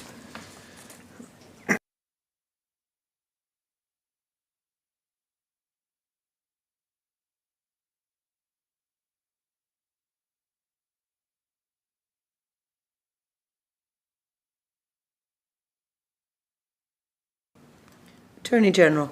Thank you. I think that's a good segue to the other provisions that are in this part. So E and F are ways that you might give you the flexibility or cabinet the flexibility of doing exactly things that the member contemplates. Member. Okay, thank you, Madam Chair, and thank you to the Attorney General for providing that clarity. Maybe I want to just stick with the theme of unintended consequences a little bit more, though, before moving on. So are there any accountability provisions if a directive results in reduced labor standards, worker displacement in some way, or exclusion of certain workforce segments?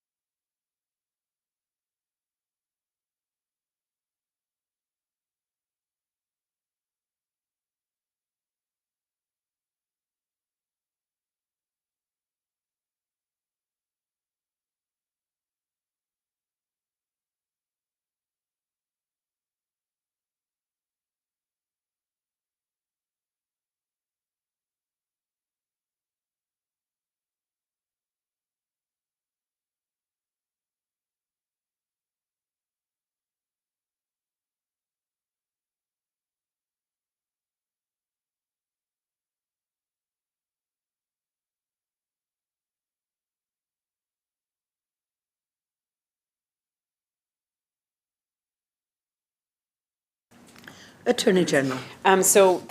We have labor standards in the province, we have employment standards, we have all the laws of application to employees and employers that exist in the province. So the procurement powers of the procurement directive under Clause 7 are not powers that would allow an employer to avoid the standards, and the Ministry of Labor and all the work that our province has done to have those standards in place. So basically, that there would be nothing in this bill that would give a power to cabinet, and those laws would stand. Member. Thank you, Madam Chair. I guess, but under the bill, just given the sweeping kind of authority, would it not, if the directive did override employment standards, for example, would it not have the authority to be able to do that under this bill?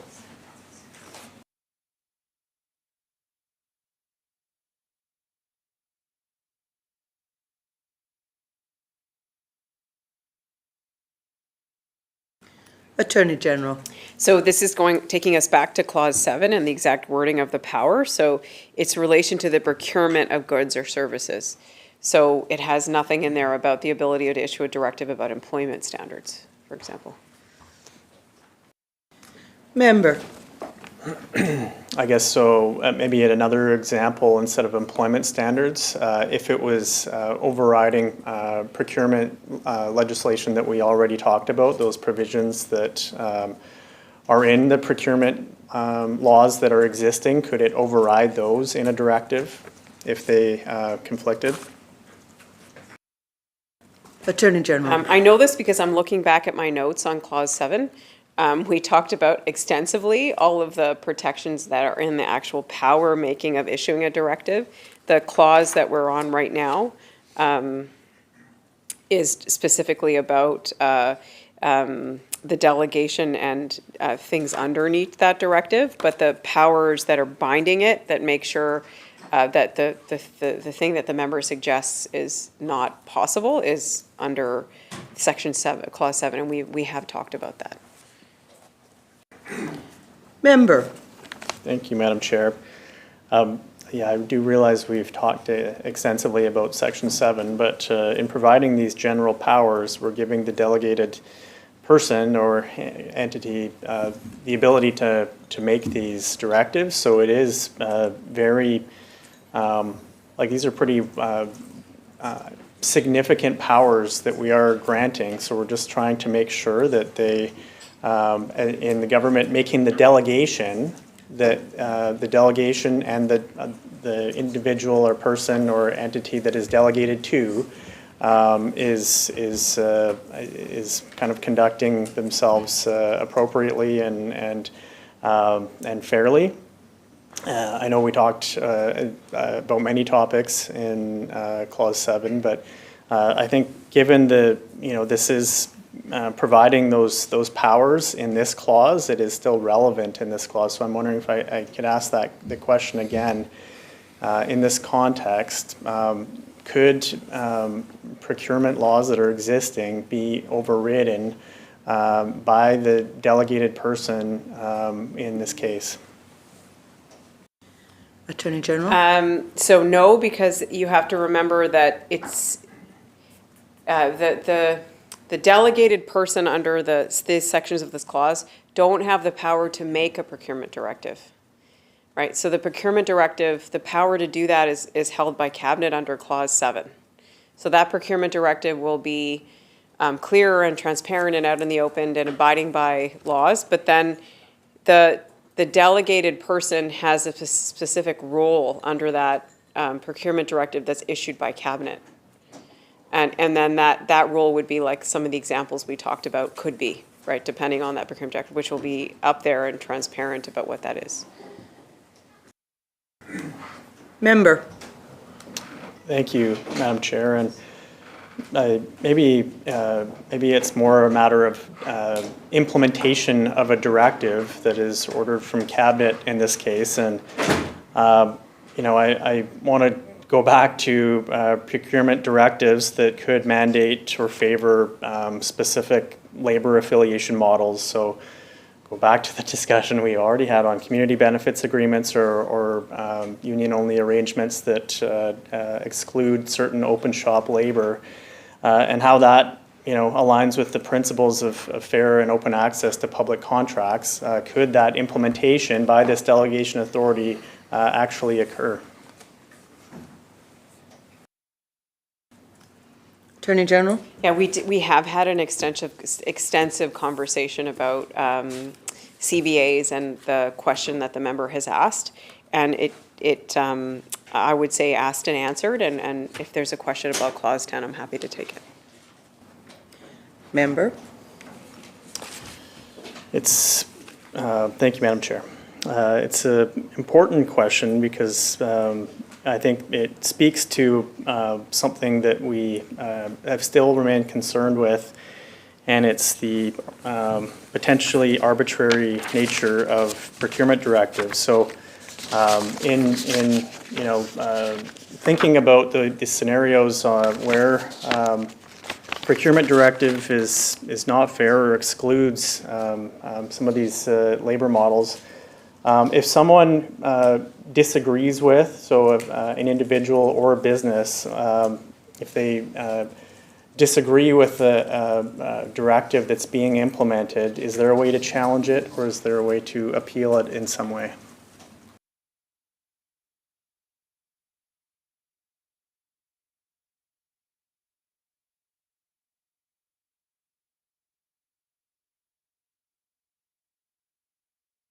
Attorney General? Yes, I mean, there's courts of plenary jurisdiction in this province where if there's a legal issue that a person has, they can bring it to court. And there's also the relationship opportunity of the solidarity that we're having, where we're receiving a lot of, I know JEDI has an email from that's put out there just for businesses to come forward or individuals to come forward on how things are impacting them that the government's doing, or the tariffs. So we also have a direct relationship of government with organizations and businesses, which would be an avenue to address any concerns. Member? Thank you, Madam Chair. So goodwill, I guess, and that relationship, I think that is important. I think changes can be made, but it is, a business may be relying on that. It may not be enough clarity, I guess, for that business, so they would rely on the courts, and there may be unintended consequences. We've talked about that significantly. So just to be clear, that example where there's a voluntary change that government makes is one option, or the courts. Is that correct? Those are the two options for an appeal or change?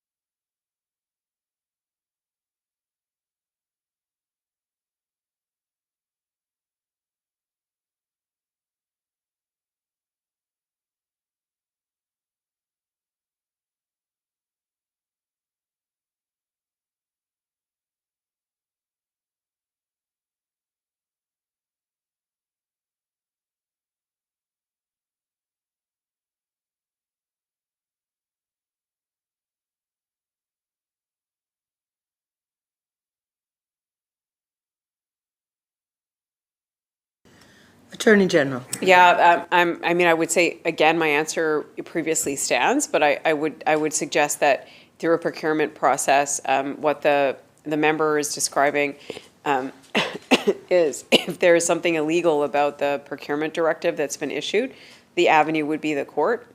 And then I talked previously about when the procurement directive is issued by a minister and the flexibility of the regulatory making power to adjust and adapt procurement directives as they go to respond to a changing situation on the ground.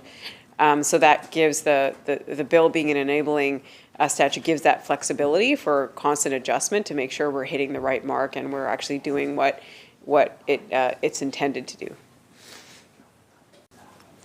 Member? Thank you, Madam Chair. Maybe just continuing, are the directives subject to a judicial review if that were to occur, and what would be the legal tests for assessing their reasonableness or constitutionality in that case?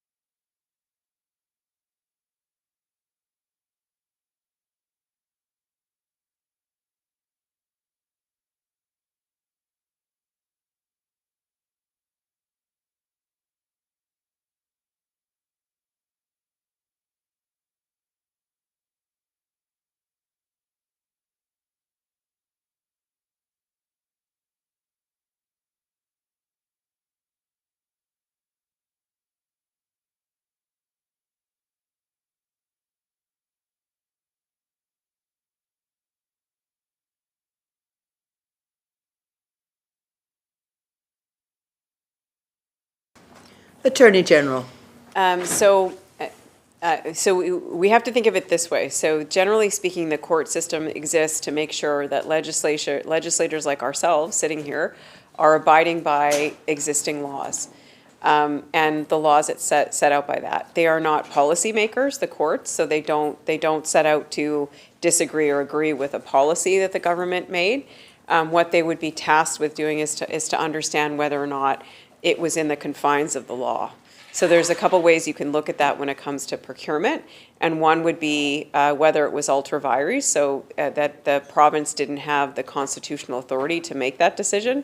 And I mean, I can't imagine this scenario with procurement, but there is an example of a challenge there where you would do that, or somehow it was against the Constitution.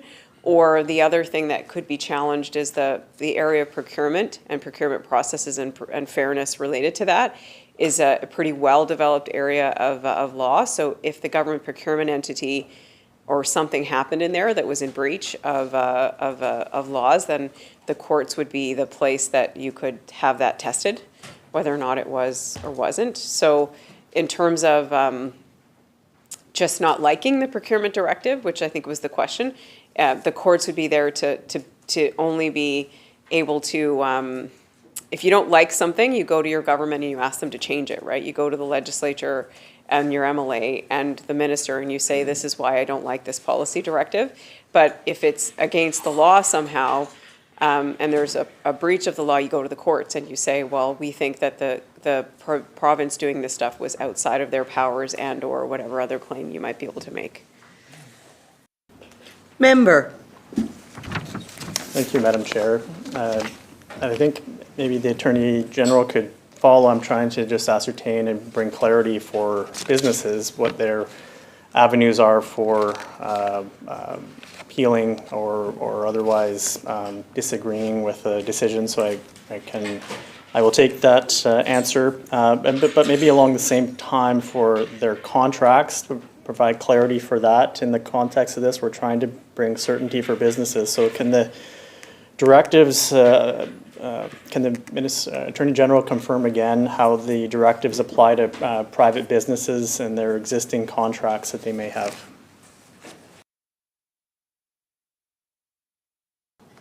Attorney General. I know this is an asked and answered scenario that I've already canvassed.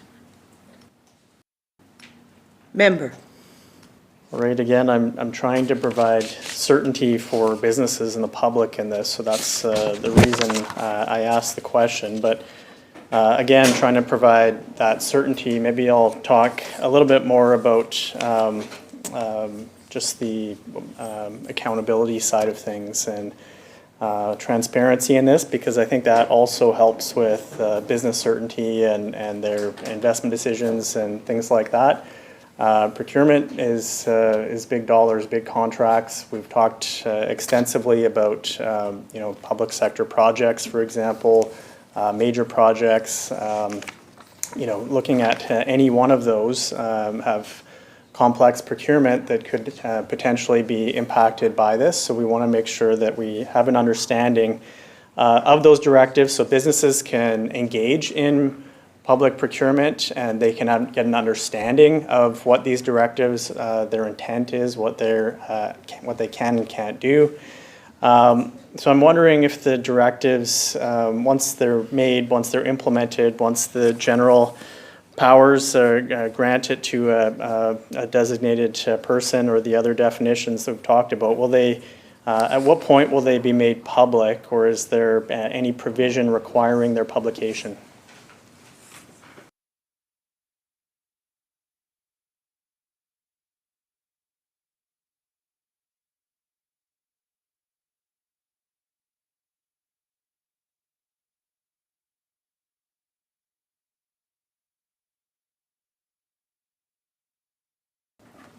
Attorney General. I know this is also an asked and answered because I'll take the member back to the debate where I was struggling to say publicly available as soon as practicable, which was under clause 7.5. Member on Clause 10, as amended.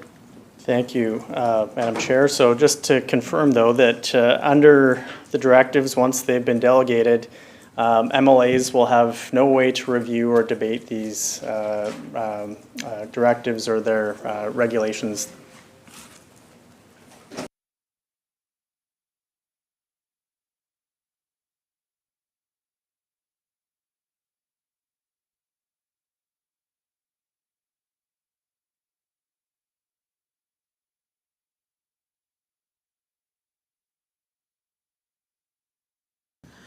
Attorney General.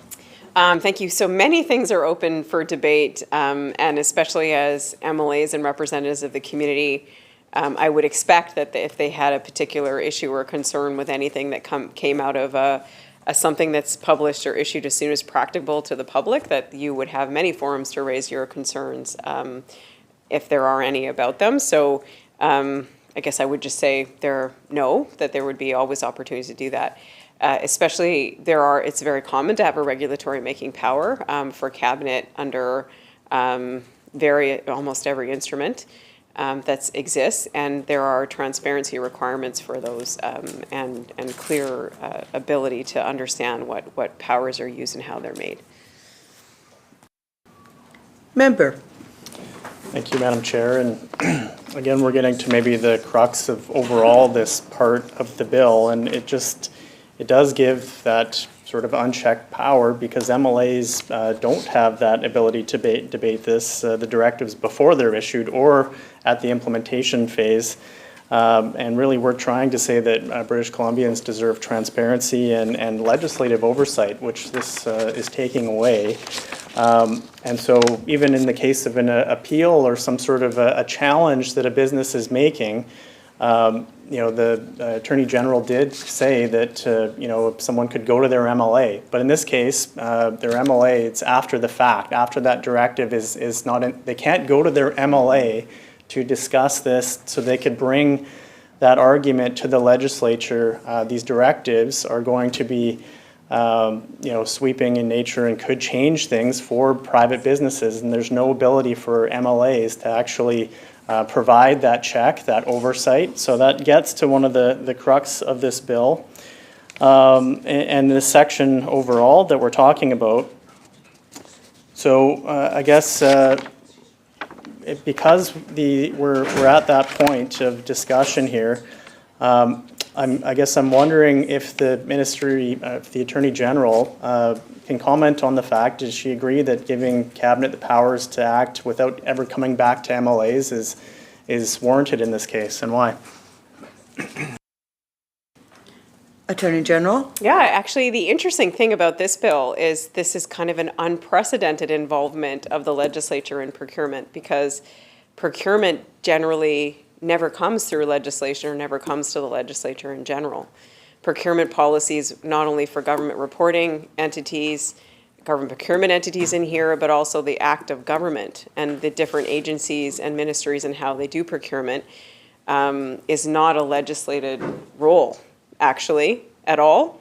So as a result of that, I think I would flip what the government, or what the member said, and said this is kind of an unprecedented way to involve the legislature and the government in general about how we want to direct procurement, including the debate that we're having right now, where we're extensively talking about how procurement could go and should go and how it can benefit the province and the solidarity that comes from that. And the clear roles and understanding of transparency of how procurement directives will be issued, where they'll be posted as quickly as possible, what kind of powers are put into a directive, and how the extensive conversation we've had of all the protections that are in place. So what our government is doing is quite unprecedented by involving the legislature in this debate. So I think that that is a way for all of us to be part of the solutions that are being put forward to help our government and our country and our province respond to the tariff threat. Member? Thank you, Madam Chair, and I guess I respectfully disagree with the Attorney General on that. I do think that this is not involving the legislature in a meaningful way when overall in this bill we're providing the enabling authority for government to not come with the laws for British Columbians and the ability to debate, the ability fortunately, we hope to see amendments later on Part 4 of the bill, but as we're talking about procurement, there still are problems with this, and the opposition had brought up the topic of the idea that these directives could be arbitrary, and this is a theme and a topic that is a concern. We've talked extensively about the fact that being arbitrary, that's a problem for the business community. It's a challenge for them because uncertainty hampers investment decisions. It hampers the ability to access capital. It hampers the ability to make decisions on labor and employment and hiring. So things like that are what have brought the business community to actually oppose Part 2 of the bill, the procurement directives overall. And I've heard from some of these organizations, as I'm sure government members hopefully have, but I want to quote, well, first of all, the CFIB, who represents small and medium-sized businesses across Canada. They said that Part 2 allows Cabinet to issue arbitrary procurement directives while shielding officials from liability. They clearly have asked for this part of the bill to be removed overall. They don't agree with it, and it's something that they think shouldn't be in there. The large businesses across the province went even further in this step, and they have spoke a little bit more about it. They put a press release out on March 28th. So this is when the amendments, including the amendment we had to this clause, were public and had been seen by the public at that point. The Business Council of BC said Part 2 allows the Cabinet to issue procurement directives that are arbitrary without legislative scrutiny, bypassing financial controls and shielding officials from liability. So obviously they're asking for this to be removed. Will through the chair to the Attorney General, given that the business community finds significant arbitrary nature of this ability to provide procurement directives, will they consider pulling this part of the bill completely and consult with the business community at this time?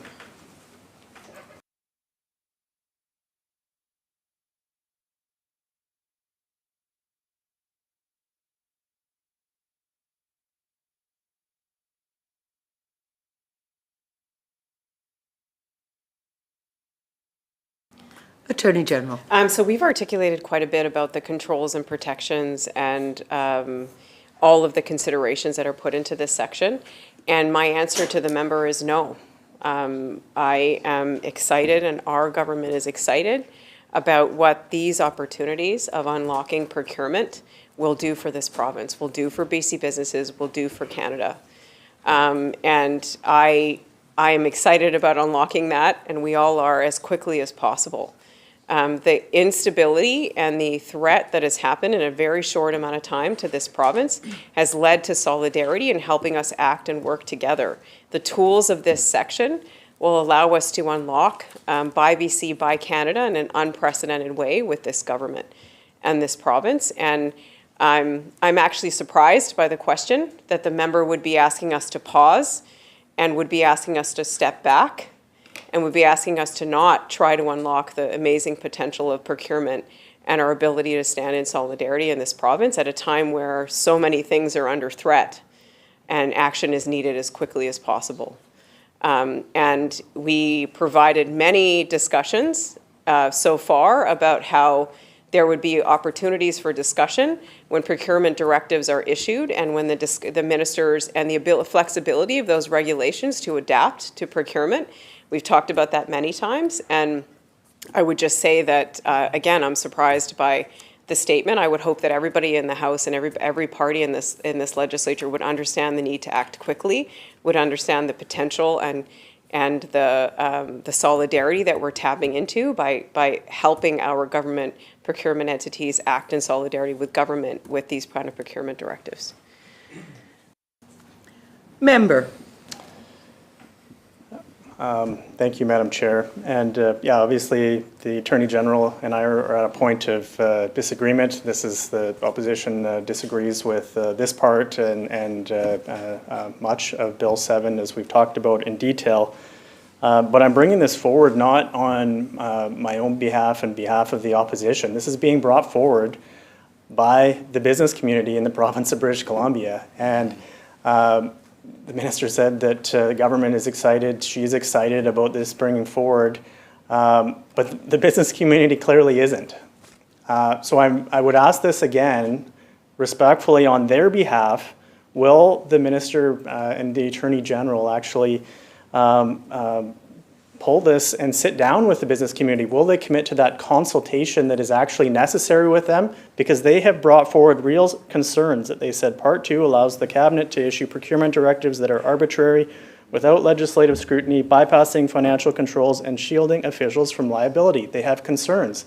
Will the government actually consult with the Business Council, with the CFIB, with the Chamber of Commerce, and many others who have these concerns?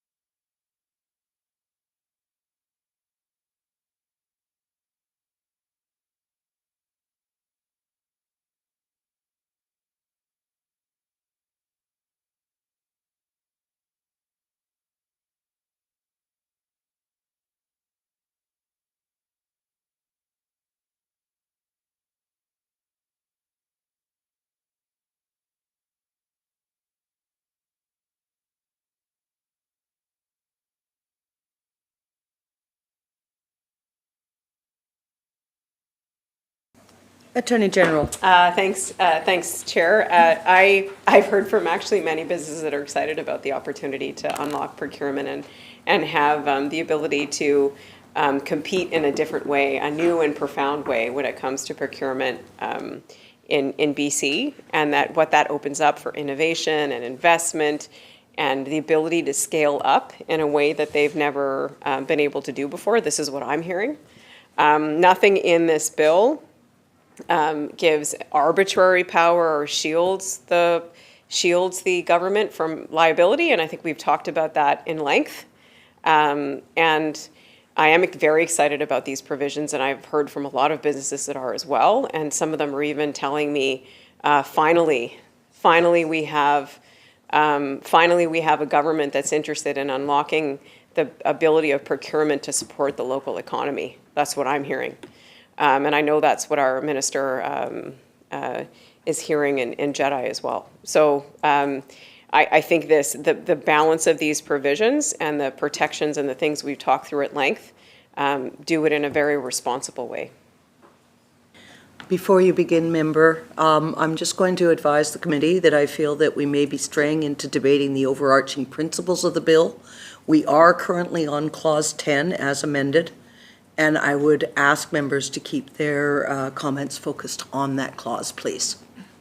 Thank you so much. Thank you, Madam Chair, for Recognizing the member. Thank you. Thank you for that. So we are talking about the general powers that are being granted for obviously the procurement directives in this case. And yeah, the Attorney General had talked about being excited about these businesses that she's hearing from, but we are not hearing from these on the opposition side.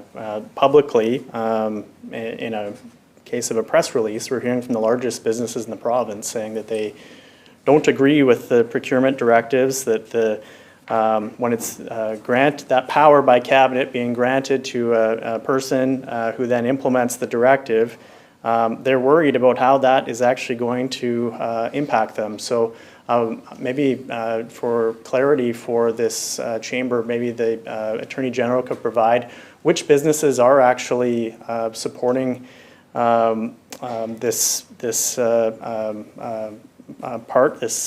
clause of the bill and the overall section of the bill.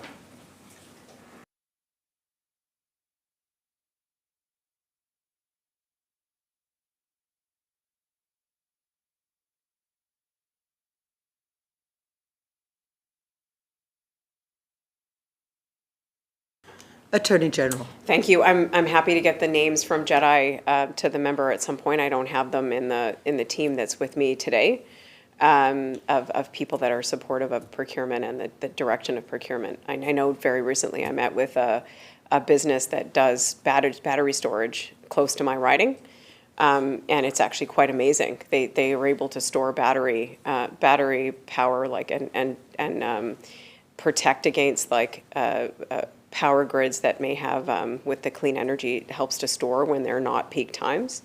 And they've expressed frustration to me about the fact that getting procurement and getting the ability to be supported by BC procurement process has been a frustration for them. And that a lot of their business dealings are with outside of BC.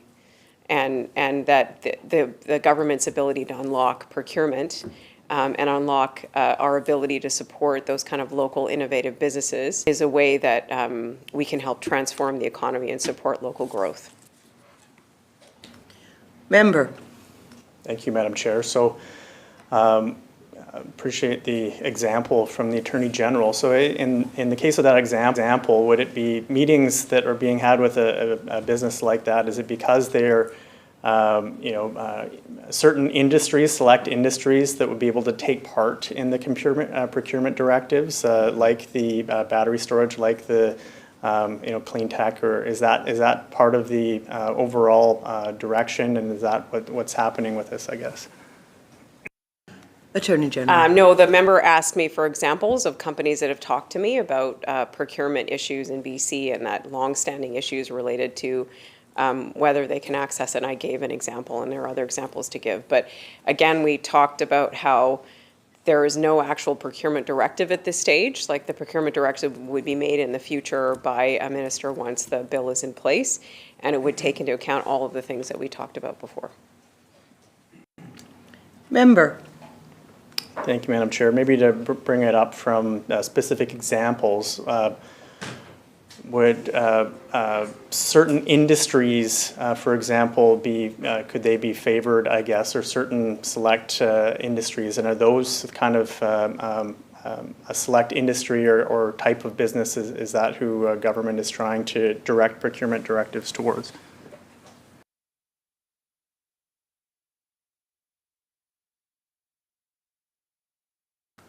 Attorney General. Thank you. Again, I think we've canvassed this before. This is an enabling statute, and it gives powers to cabinet in the categories described in this bill. So this is just an enabling statute. I don't come here talking about cabinet intention or how the powers will be used. I come here talking about the powers of the bill, that what it would enable decisions to be made and how they would be made. Member. Thank you, Madam Chair. I appreciate that, it's the enabling legislation that does seem to suggest that Cabinet chooses which industries or which businesses in that case. So I do see that as a concern. It does still leave the overall issue, I guess, that there is a disagreement between the largest businesses in the province that the Business Council represents and the government in this case. So I'm just a simple question maybe to the Attorney General. Will the Attorney General acknowledge that these concerns do in fact exist?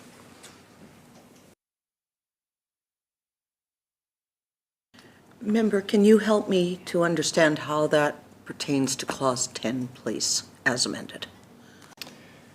Thank you, Madam Chair. I'm merely trying to ensure that as a delegated person who is implementing the procurement directive that they have received from the government as it's being implemented, as regulations are coming out, I'm trying to understand exactly the impact overall on the business community. And so the business community does claim to have disagreement with the procurement directives overall. And as we're getting to that implementation phase, I think there's concern there. So I'm wondering if the Attorney General could simply acknowledge that these concerns, whether they exist or not, and yes or no. Attorney General. It's the job of government to understand the perspectives of all people related to the work that we do, and that's a job that I take seriously. So, of course, the letters or that the member refers to and the perspectives from different members, of course, that's why we have the test committee. And that's actually why one of the suggestions was to remove, I think it was from the BC Chamber of Commerce, for Section 11 that we're coming to, that we made those changes. It's one of the reasons why we provided more clarity in this clause 10 related to who the delegated authority was. So it's my job to understand, and our job to understand what different perspectives are, concerns are, and then act in the public interest of British Columbians and the economy, right? So I think this bill strikes that balance from our ability to do that, and we've made adjustments along the way. Member. Thank you, Madam Chair. I didn't quite hear just an acknowledgement that from the Business Council's concerns are there. So maybe I'll can give the Attorney General another opportunity to do so. But also, I would just ask that can the Attorney General and JEDI and Cabinet sit down specifically with the Business Council in this case to acknowledge their concerns.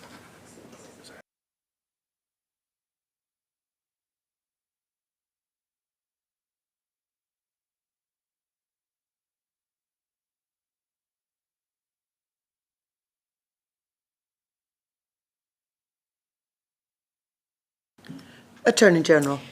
So we replied to that particular letter that the member is talking about on April 23rd. So of course I acknowledge the concerns and have responded. I also consulted with the test committee, as I mentioned, that is a member. The organization is made up of many members of business leaders, labor leaders, First Nations leaders, a whole spectrum, and we've taken into account all of the feedback, made adjustments through the amendments that we're working through here, and we believe we struck the right balance to unlock the potential of procurement and the economic opportunities that lie there, and put in the right protections and clarity in place. Member. Thank you, Madam Chair. I think we'll still obviously have to agree to disagree on this clause of the bill in many ways. But before, I think I'll end my time shortly here and return this rightly to the critic for Attorney General. But before I do, I know the Attorney General did reference Clause 11, and we expect that it's going to be amendment. I'm not sure through the chair when it would be in order to ask for the clarifications on when or what those amendments actually would be for. I don't know when we would have the chance to debate that or not, so. If the I may chair could provide respond to some- the member, when we come to Clause 11, you can have the opportunity. It's on the order paper as outlined for today, so when we get to Clause 11, you will have the opportunity to have that discussion. Thank you for that clarification, Madam Chair. So at this point, I think I will yield the floor to a critic for Attorney General. Recognizing the member from Richmond, Queensborough. I would like to start on this clause by referring to something that was brought up by my colleague, the member from Kelowna Mission. There was a discussion in terms of questions and answers between the Attorney General and the member from Kelowna Mission, specifically on this clause having to do with I believe the discussion was on subsection 2 of Clause 10. And the questions were in terms of retroactivity, and the questions were also in regards to procurement directives. And references were made to buyers and sellers. And there was some discussion from the Attorney General that there are protections for the buyers. And then follow-up questions to the Attorney General were in regards to what protections are there for the sellers. And the response, one of the responses was that, well, one of the protections for the sellers is we're dealing with British Columbian businesses, and they would definitely be in favor of these directives under this particular clause because it would exclude American businesses, and it would open up opportunity for British Columbian businesses to actually get involved in receiving, being involved in these procurement directives and being able to sell. So, so in relation to that, I just would like a clarification. There are an example, I guess I should refer to, the Attorney General brought the example of Microsoft and some American companies that are operating here, but they're treated like Canadian companies because they register themselves here and they operate subsidiaries here. And those subsidiaries, I guess, are treated as British Columbian companies. So my follow-up question to that, just for clarification, there may be other companies, other subsidiaries that are not Microsoft, but they may be other types of companies. And although they may be registered in British Columbia, they may be sending all their revenue and their benefits back to the U.S. So how does that example apply in terms of American companies that would get the green light in regards to this provision when they may be technically Canadian companies, but in substance they may still be American companies. So the question is asking for a clarification to that question that was asked and was discussed earlier in terms of discussing Canadian subsidiaries that are American owned. So can the Attorney General provide an explanation on that?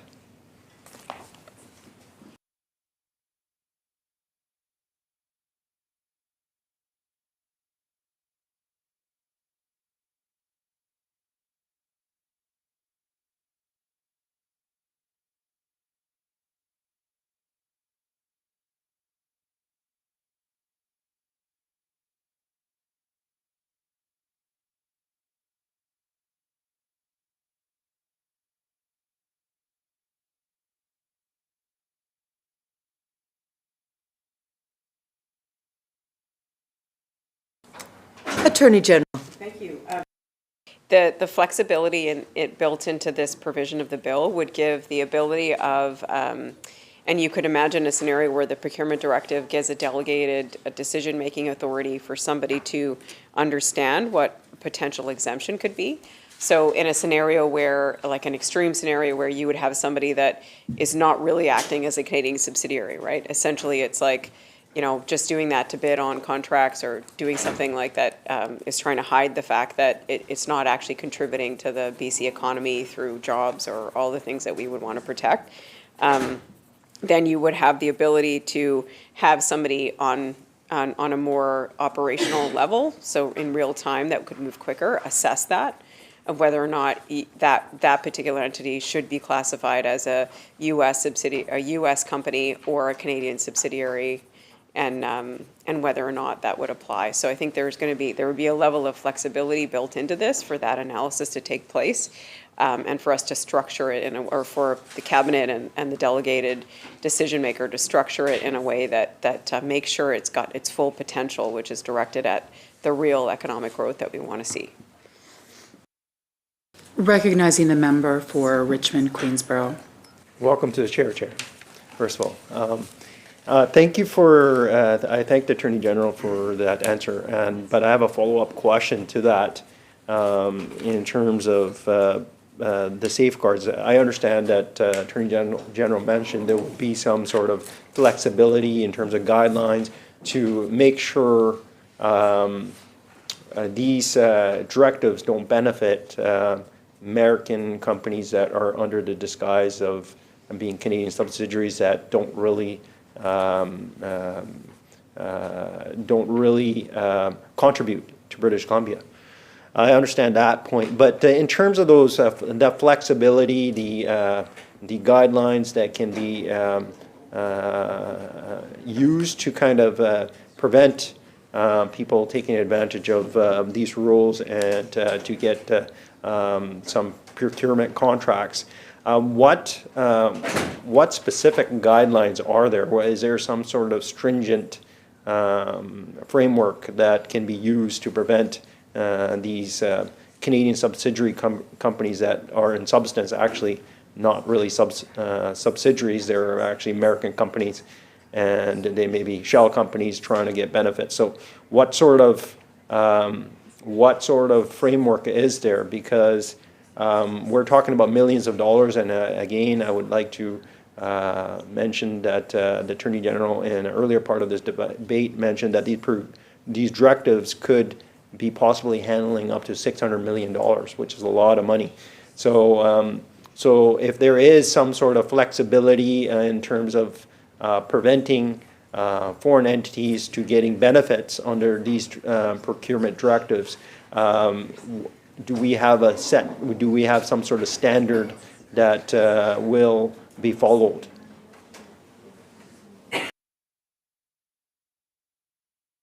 Recognizing the minister. Okay, thanks. So starting again from what we, to continue the discussion about the ability to have that power and exemptions or through that delegated decision maker, because I actually think it might be difficult. You have to set some kind of standard or rule, but then in application, you'd have to have that ability to screen whether or not that fits it or not. So we also have a really exceptional team of trade lawyers and lawyers that operate in that space that would give guidance to, like, say if there was a procurement directive that was issued by cabinet through a minister, give guidance in the implementation that could be able to guide how that would show up. So we would make sure that the concerns that the member raised of it could be addressed at that level. Recognizing the member for Richmond, Queensborough. I understand the answer that was just provided, but as throughout this debate, throughout different sections, a concern that I have, a concern that has been raised with me as MLA and being here, a concern is that there seems to be all this discretion. There seems to be and this discretion is around authority that's in this bill allowing to deal with millions of dollars, maybe even lead to billions of dollars.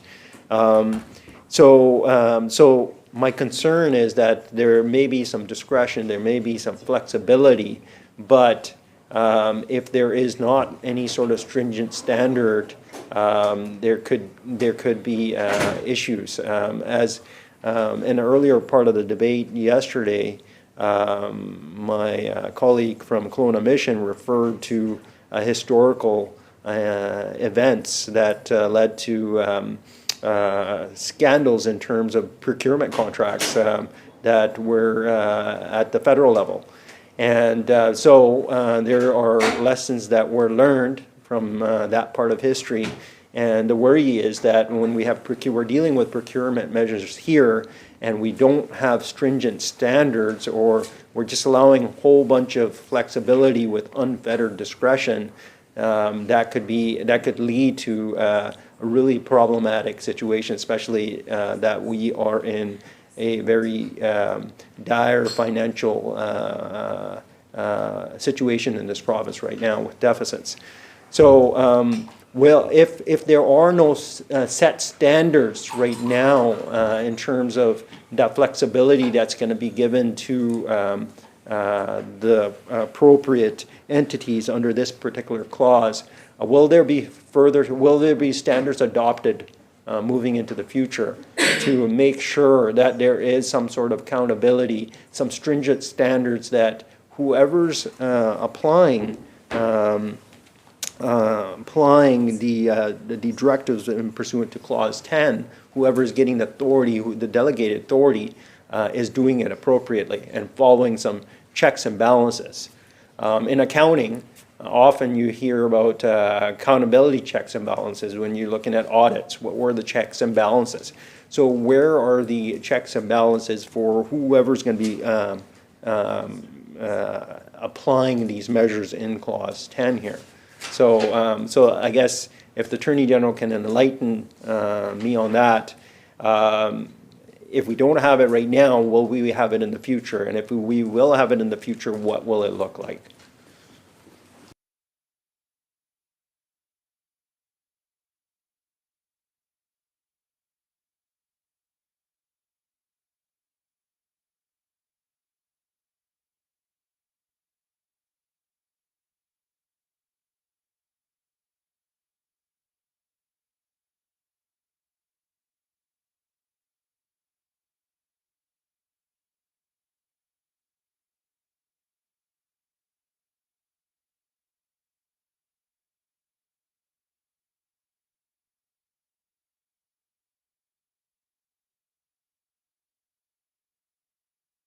Recognizing the minister. Okay, so the standard setting would start by the creation of the OIC itself. As we talked about the clauses that allow the powers, and particularly the one that we're talking about right now, allow an ability to really set out in that OIC exactly the intent of it. And you could even go down to defining a class of procurement entities and all those other powers that exist in this section. And then once you've done that, and you have that, and then you're very clear about who you've given discretionary authority to apply that. So you're already setting that standard at the outset, and then the discretionary authority that's exercised, there would be a lens that they would apply to it, right, where you'd have to develop, as the member said, in that future date, the ability of how to discern between how do you meet that standard that's been set in the procurement directive, like what's a U.S. subsidiary, what's one that is probably more not operating in good faith under the procurement directive. So that decision-making and guidelines, and that's a regular process of government to make sure that everything operates under the clear directive, and then using precedent and all of that other like guidelines you might attach to that directive in the implementation of it. So yeah, that would be part of the process. But just to say that the design of this is flexibility is built in exactly for the reason that the member is talking about. So you could actually adjust pretty quickly. So if you're finding in a certain sector, you've set out your standard through your procurement directive, you're finding in a particular sector something is reoccurring or there's an issue in application, you can by regulation, so quicker than a quick process to turn on and off like different sections of it, to amend a standard that's been set through the procurement, to change a directive, to adjust. And that's the reason for the flexibility, because it's a really fast-moving and ever-changing dynamic that we're in. So that gives that, so you want to have the ability to change standards quickly once they're set out with that regulation authority, and then the proper discretion to be able to apply that standard in varying circumstances, depending on what might actually come at that person or with that government procurement entity. So it is like a regime that is designed to do that in an effective way, and has the right like transparency and checks and balances in it to effectively do that. Recognizing the member from Richmond, Queensborough. I thank the Attorney General for her response because it's helpful. It shows some insight in terms of what the government is feeling, that there might be some checks and balances. But I do honestly feel that the checks and balances need to be more rigorous. One way checks and balances could probably be rigorous when you're looking at auditing procedures and policies. Not only is there discussion about checks and balances, there's also discussions about review mechanisms. How many times is a authority going back to check that all of the guidelines are being implemented properly, just to make sure nothing inappropriate is happening. And if there is something that has happened that's inappropriate, well, then there can be mitigation, and there could be stop actions issued. So that leads to my next question. Will there be, in regards to this particular clause, because it involves delegation, discretion, will there be any review mechanisms? Is the government planning to, is there actual review mechanisms in this particular legislation? I don't see it in this particular clause, but if not, the Attorney General has mentioned there's a degree of flexibility, and in that flexibility is the government planning to bring some sort of review mechanisms? Members, it is now 4:15, and we are going to take a very brief recess until 4:20. So please be back in your seats at 4:20. Thank you.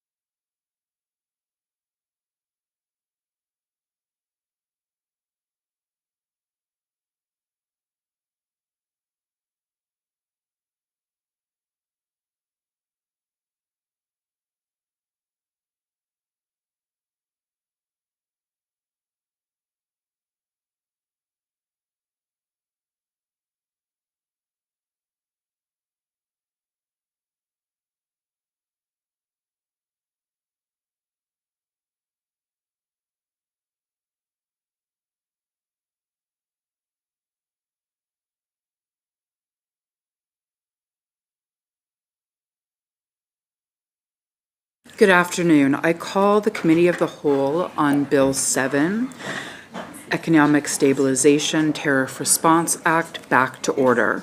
We are now on Clause 10 as amended and recognizing the minister who will respond to a Yeah, question. thank you, Chair. So the question I think before, and if I think we got this right, but there was a bit of a break between was what are the review? What's the reviewability of the delegated person and how does that work? So the first thing is that legally speaking, so the public knows that a delegated person cannot do anything that the delegator can't do. So the legal confines that are on cabinet through the power-making authority would apply also to the delegated person under this section. So we start with that. And then all the financial controls and all of those other laws that we talked about extensively that are around that power would still apply to that delegated person. And then the standard practice for a delegated person is to have a delegation authority document or guideline that helps that person understand what their scope is under that delegation. And then that would include like rules of conduct, all those things that about like they have in their job that apply to them just doing their, especially public servants doing their job. Recognizing the member for Richmond, Queensborough. Thank you, Chair. I have a follow-up question to the Attorney General's response. I thank the Attorney General for her response. If you see in various examples through daily life, there are checks and balances, there's some reviews. Lawyers have to deal with the Law Society, and the Law Society has a questionnaire. Have you done this in your practice? And then so they get a reflection, a report. In school, you have students, they get report cards in terms of like seeing if certain benchmarks are met. So in different industries, there's certain standards, like maybe could be annual standards or quarterly standards or tri-semester standards. And in this case, I understand that there will be some delegated authority, and hopefully they operate within a professional code of conduct that the delegates may have. But will there be some sort of review mechanism? Why I bring it up again is because the subject matter here is very significant. It's going to involve millions of dollars. So the question is, then again, I understand that there's a professional code of conduct, but is there a review mechanism where these delegates will be reporting back, or somebody will be sending a questionnaire to fill out, have you done this, have you done this, have you done that? That type of accountability review mechanism. Will there be some of that in regards to the delegated authority here in Clause 10?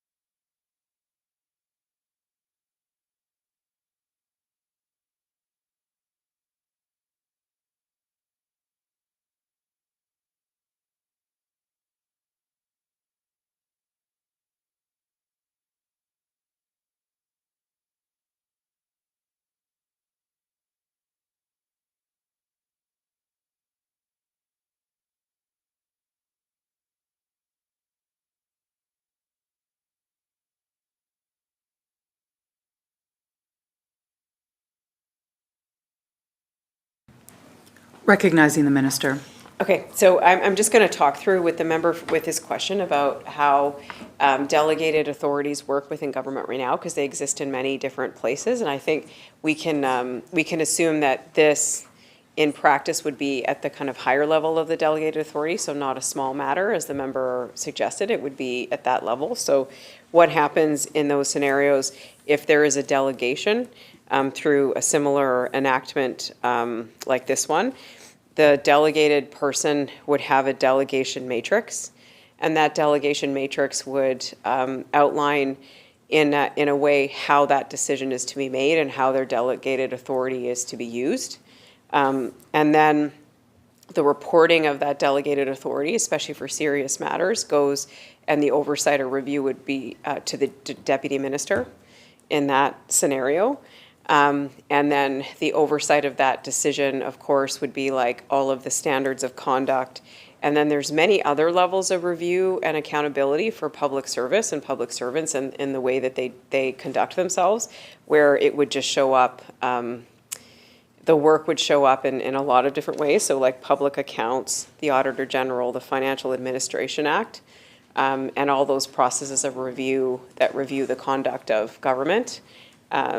And that delegated person would be subject to, and decisions would like show up on. And then, of course, like with a matter like this, where it's a cabinet decision-making authority and such a significant issue, there would likely be a report out directly to cabinet on how these procurement directives are doing and what the how it's showing up. Recognizing the member for Richmond, Queensborough. Thank you for that answer. So the last question that I asked was in regards to review mechanisms for these delegated individuals. These individuals carrying out delegated authority. But is there a mechanism for those people that are grieved as a result of certain actions taken and they're left out, and there's certain decisions that were taken under Clause 10, but they want to kind of appeal the decision why they were left out. Is there a review mechanism or appeal mechanism that could be initiated by the grieved party?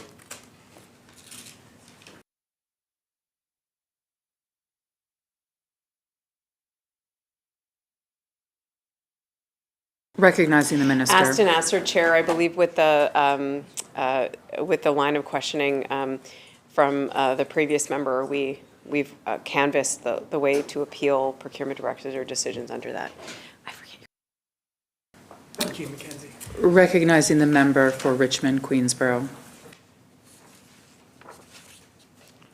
So earlier, the Attorney General had mentioned that some of the review mechanisms could eventually rest with a deputy minister, but a deputy minister is not elected. So what accountability do they have? Is that accountability to the cabinet minister? And so what's the final accountability?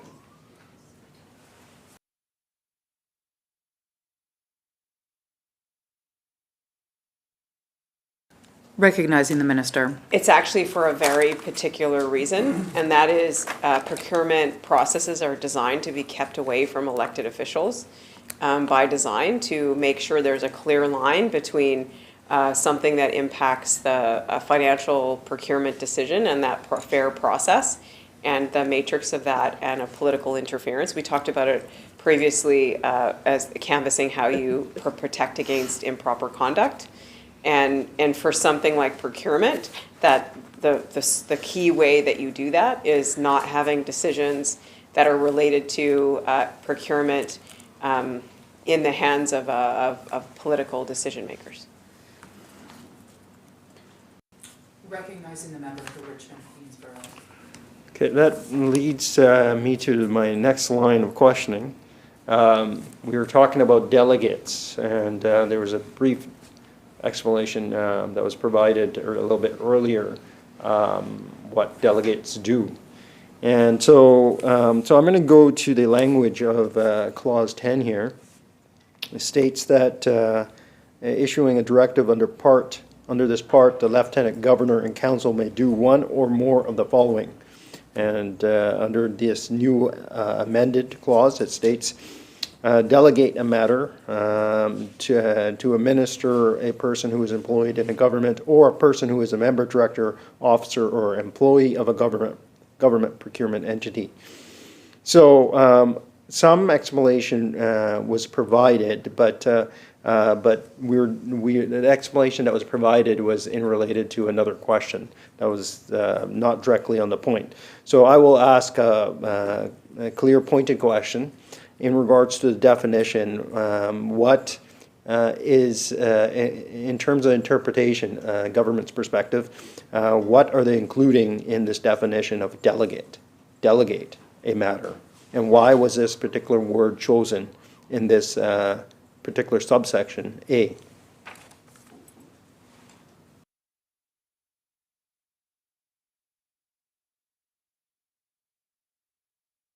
Recognizing the minister.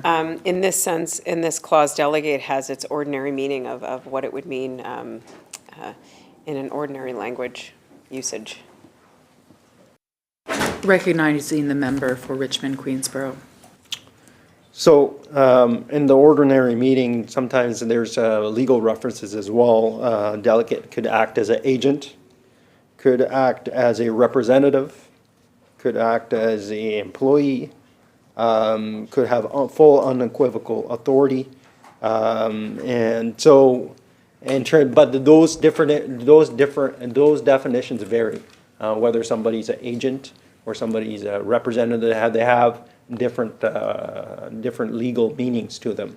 So when the Attorney General is referring to delegate and saying ordinary meaning, sometimes there could be legal meaning too.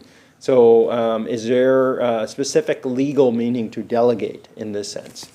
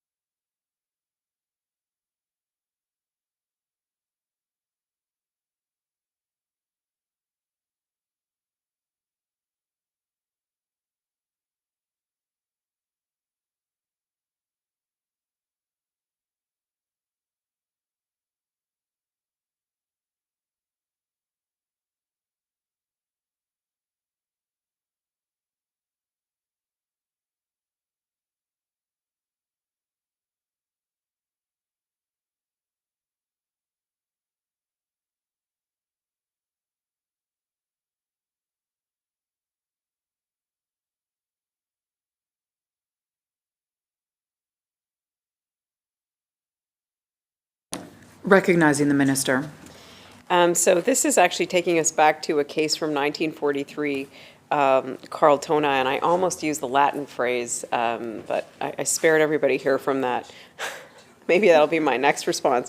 But it's a very well-defined term when it comes to government, and it essentially is just giving someone a task, your task to someone else. And the way that you know it in the section is it says delegate a matter. So it's not related to a person. Recognizing the member for Richmond, Queensborough. Thank you for that explanation. Thank you for that, your reference to that particular case. And going further down in this section, going to the amended clause, subclause B, states confer a discretion. So in confer, with the wording for confer, why was that specific word used, confer? Why not use a word such as give or authorize? Why was that particular word used?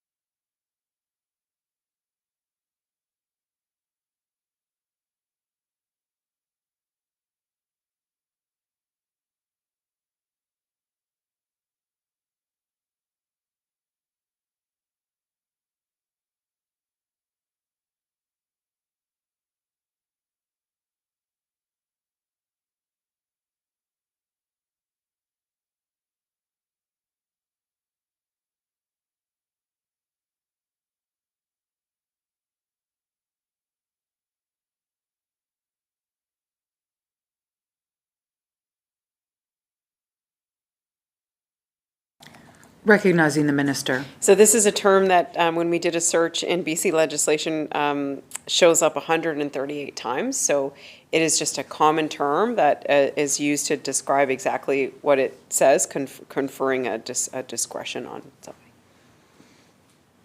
Recognizing the member for Richmond, Queensborough. Further down the line of this questioning in terms of interpretation of clause 10, next word that comes across that could be a little ambiguous, or there could have been other words used as well.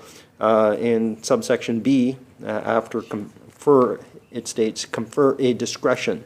So discretion, why not use the words authorize or instruct? Why use the particular word of discretion?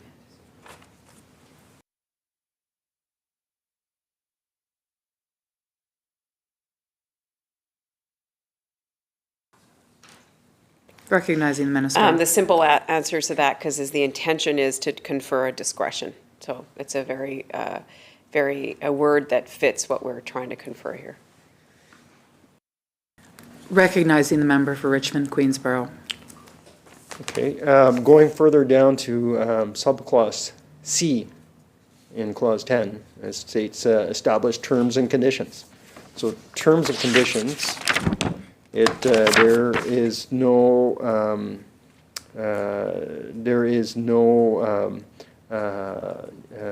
indication after terms and conditions whether that's inclusive or whether that's exhaustive. The first thing I would like clarification on is that the plain meaning of terms and conditions, and secondly, if so, is this an exhaustive list? Could it be terms, conditions, items, or is it inclusive list?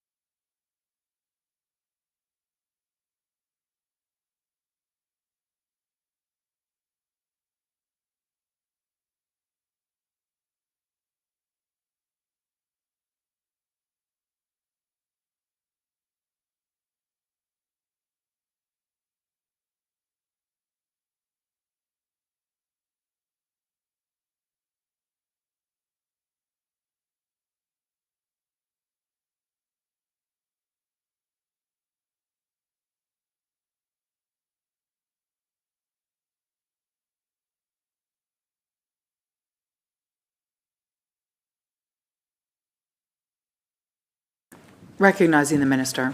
Thanks. So I'm just going to take a step back and talk about when the legislative drafters decide to define something or decide not to, just because I think it's helpful in this discussion. So when there is a defined term in a piece of legislation, it's because it has a particular unique meaning that sets it apart from its ordinary meaning, and it's necessary to define it. So when the member is asking the questions about these particular terms, they're determined by the legislative drafters that are very commonly drafting legislation, obviously, because it's a high job to be a legislative drafter for a province, and the terms that are not defined, like terms and conditions, take on their ordinary meaning, and that this one is also very commonly used. I think we had 34 hits in legislation.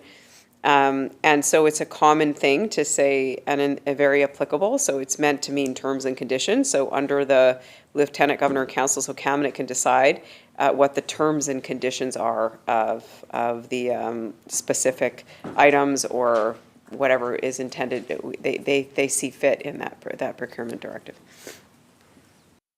Recognizing the member for Richmond Queensborough. I will jump next to subclause E, because I believe D and the Attorney General did provide explanation for exemptions. I believe the Attorney General provided a explanation to my colleague, the member of Prince George Mackenzie earlier. But so subclause E talks about establish or define classes, and then it goes on to have these categories. Categories of government procurement entities, procurements, goods, services, circumstances, matters, or other things. So in terms of establish or define, can the Attorney General please provide the explanation or the interpretation on these two words, whether that's ordinary meaning or is that a legal or are they legal definitions? And how is one to use this in reference to this particular clause?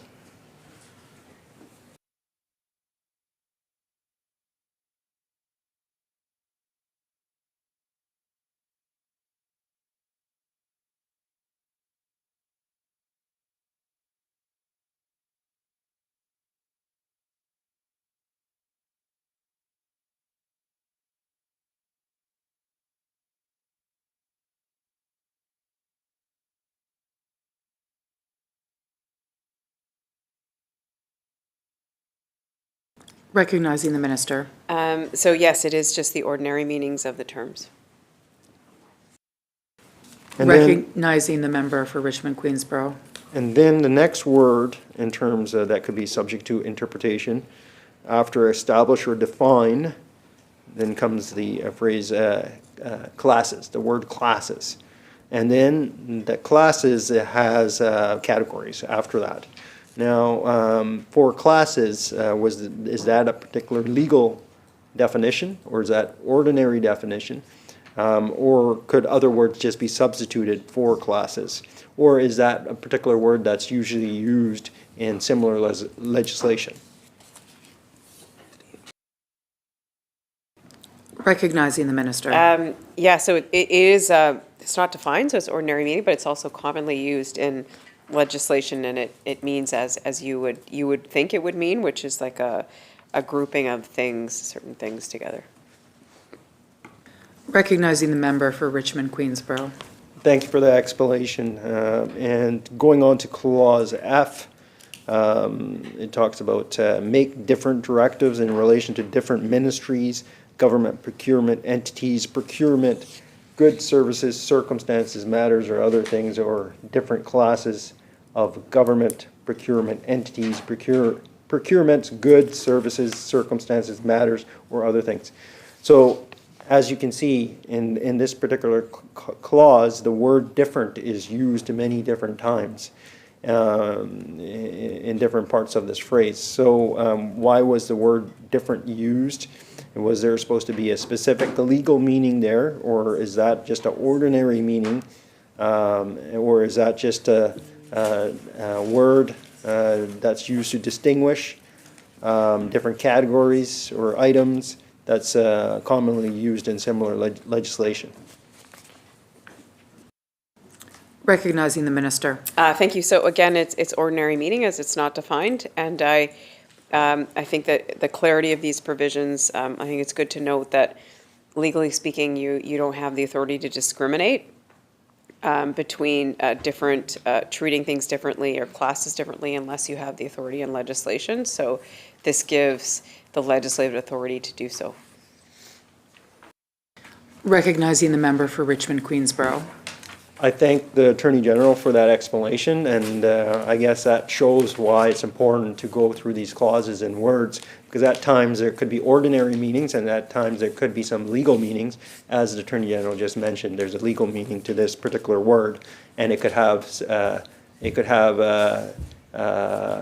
significance in terms of how you interpret it and how entities are given certain rights under this particular legislation.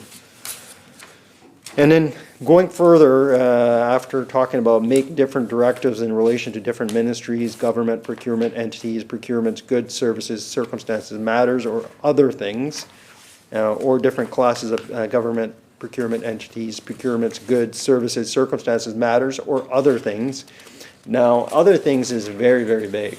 Everything else is very descriptive, and then other things ends up being very, very vague. So is that because, is the meaning of other things similar to these items mentioned? Or does that mean that it essentially just refers to, you can insert whatever you think of in that particular box?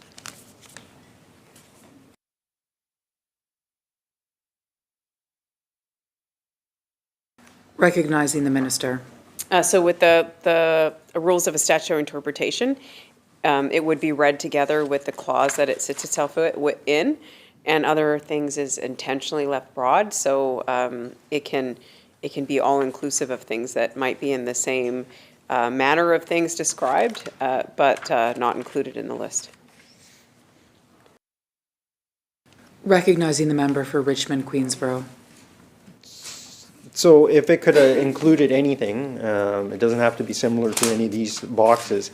Could the directive have been even more clear by just not describing any of these items and just leaving it open and just saying other things or other items? Could it not have done that? Why go through this detailed list then if you can just put in anything in the words other things?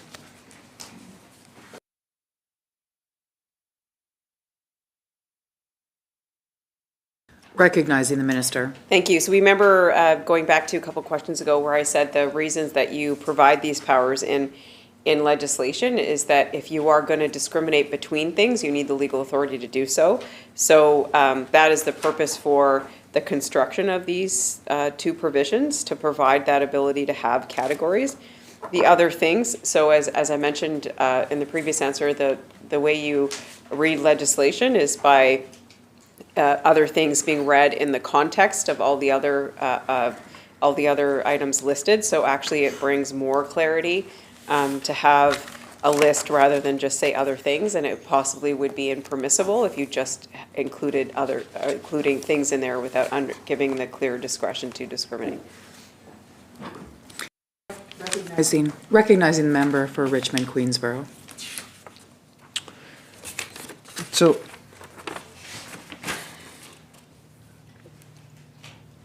I have a few more questions. We earlier talked about subsection 2 on clause 10 here. That reads, a directive issued on or before June 30th, 2025 under this part may be retroactive to February 1st, 2025 or a later date, and if made retroactive is deemed to have been issued on the specified date.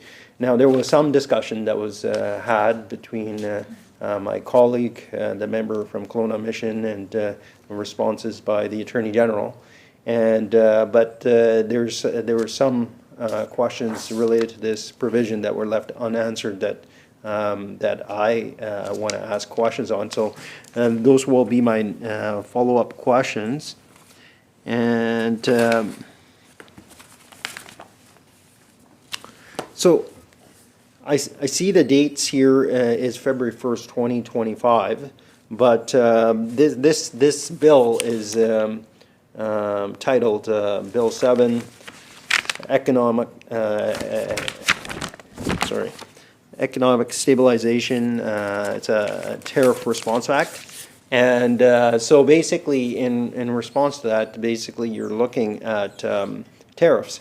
And the first indication of tariffs that we actually saw was on March the 4th, 2025. And so when we're looking at this legislation and it's referring to retroactivity to February 1st, 2025, one gets to wonder why have this legislation go all the way back to February 1st when the tariffs issue didn't start until March the 4th, 2025. So the question, why the date February 1st, 2025 for retroactivity rather than say March 4th, 2025 or later? Recognizing the minister. I know it's hard for all of us to keep track of all the changing actions from the White House and the changing words every day, but if we cast our mind back to February 1st, that was the day of the very first executive order. And so that is the date that we pegged in this legislation. Recognizing the member for Richmond, Queensborough.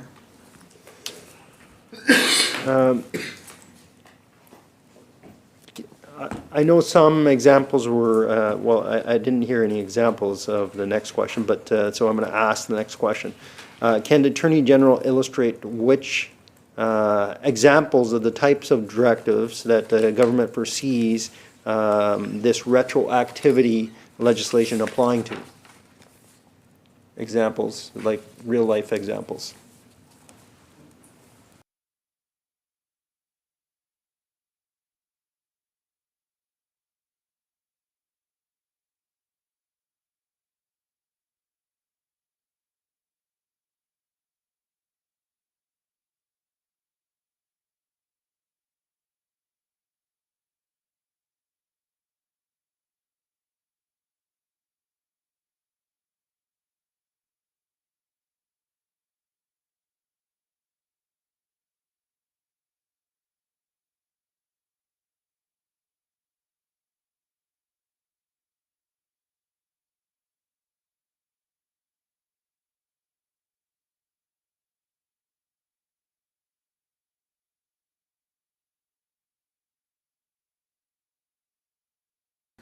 Recognizing the minister. Thank you. So I have talked about this this previously related to the fact that since February 1st, when the tariffs were announced, there were purchasing directives, I think, in the show of solidarity that government reporting entities, some of them made it to the public about that they were issuing or doing to try to show their sense of solidarity and standing with our actions that we were all taking, or the Canada was taking to direct procurement and to do things that were responding to America. So we talked about some of those things that might have been contemplated with the member from Prince George Mackenzie previously. So yeah, that was what we were contemplating when it comes to this. Recognizing the member for Richmond, Queensborough. So is it fair to say that the Attorney General already has certain directives in mind that will become retroactive after this bill passes?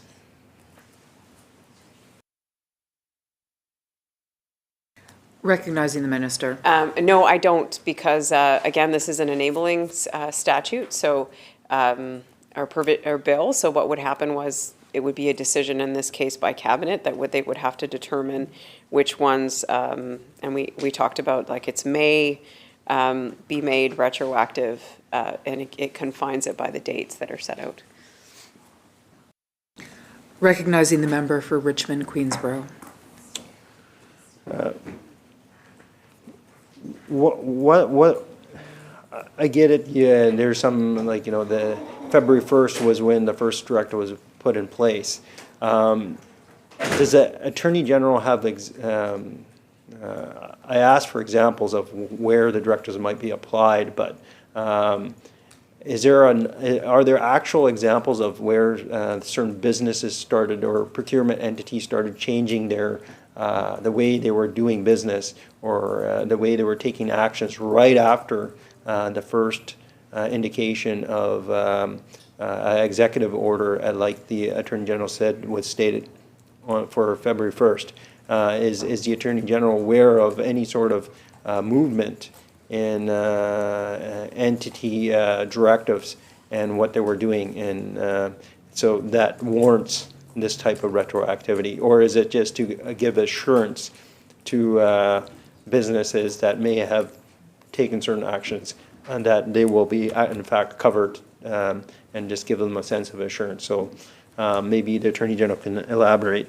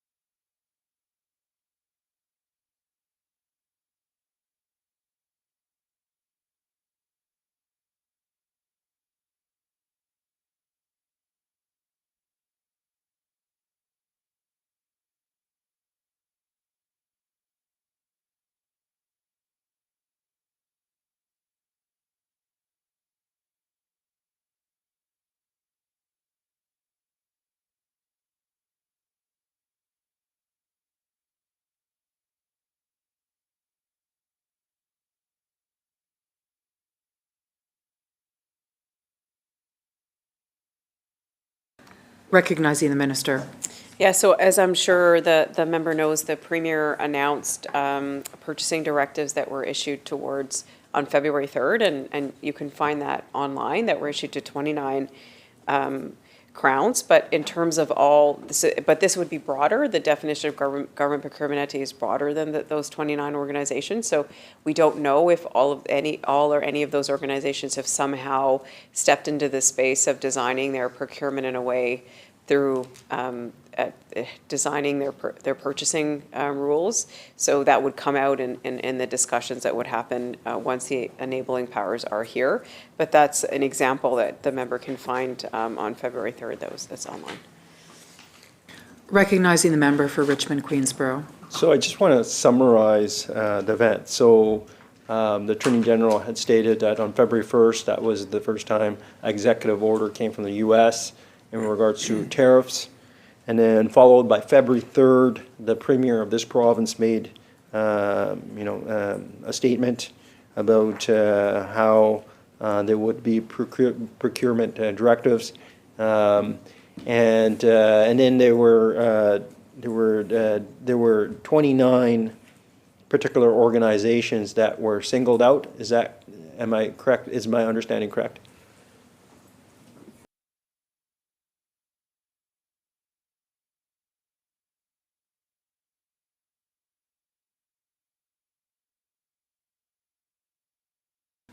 Recognizing the minister. Yeah, so the one on February 3rd that the Premier announced was with Crowns, so it's a narrower group than the government procurement entities that would be included in that bill. So, yeah, so that's one of the ones that was made. Recognizing the member for Richmond, Queensborough. And the Attorney General is not aware if any of those 29 organizations actually change their habits or change their actions in regards to U.S. companies or U.S. services or U.S. goods. But this legislation is being retroactive to February 1st regardless, correct?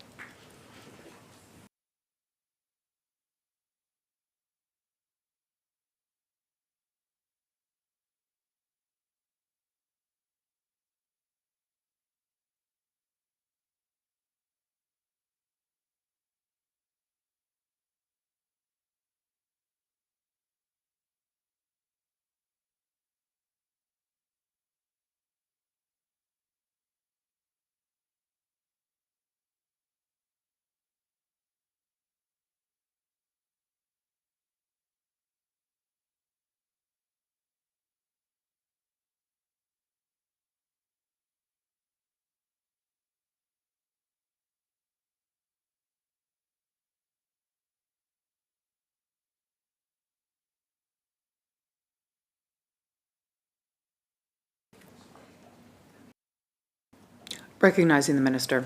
Thank you. So just to clarify what I said earlier is that, so first of all, my job is to put forward this enabling bill. So the decisions of cabinet that come from this bill are not in my hands. So that would be what's made retroactive or not, because that would be a decision to be made under the powers that would be in the bill.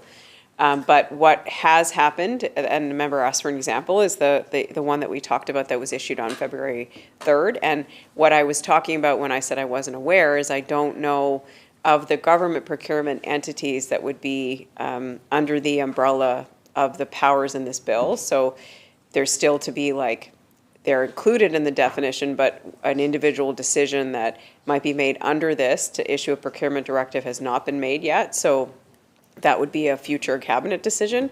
I don't know if all of those government procurement entities here, or if any of them have started to change their purchasing policies in response to the tariffs. And that would be something that would have to be determined once you contemplate whether or not you would use the retroactive powers, right? Is there a government procurement entity that is showing up and saying, hey, since February 1st, we've done this, and then there would have to be an analysis to say, is this something that we would say is in the nature of a procurement directive that we would offer the type of retroactivity that this clause provides?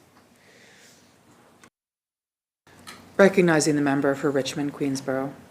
So is it fair to say that it's the government's position that certain procurement entities may have changed their position after hearing the Premier's response on February 3rd in response to the U.S.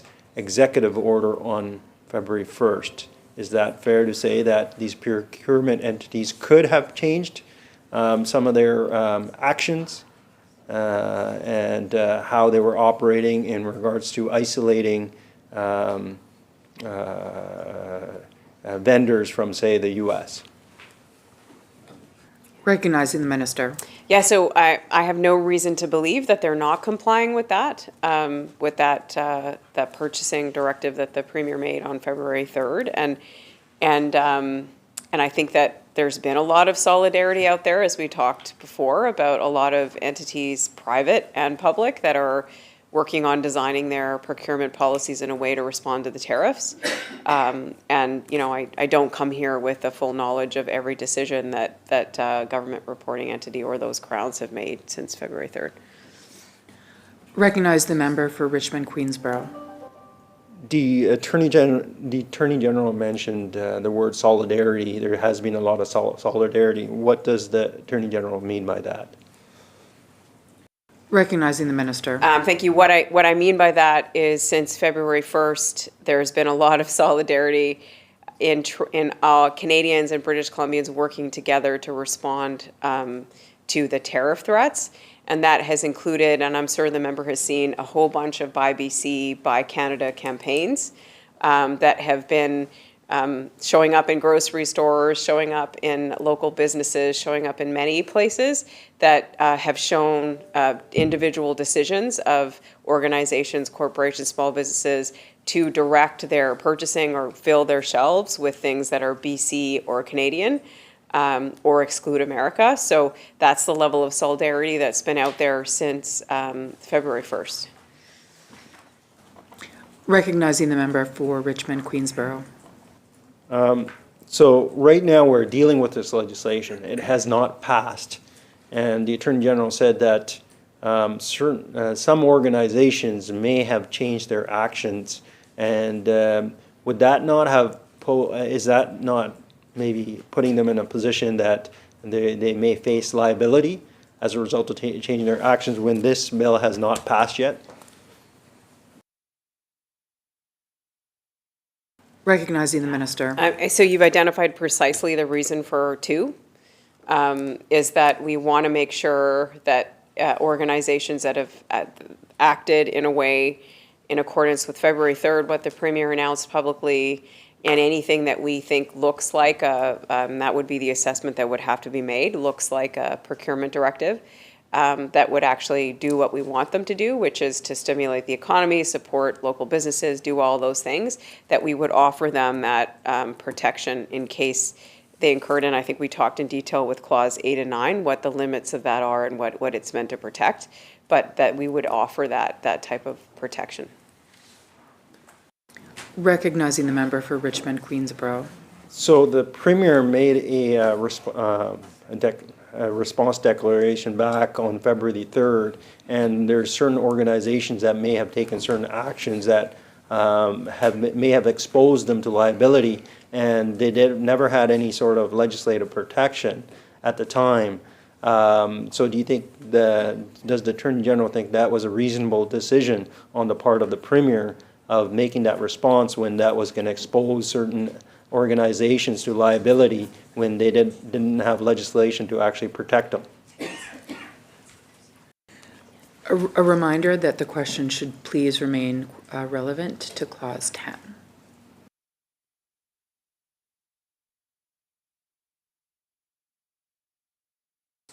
Does the member have another question? I believe that question, I haven't had an answer to that question.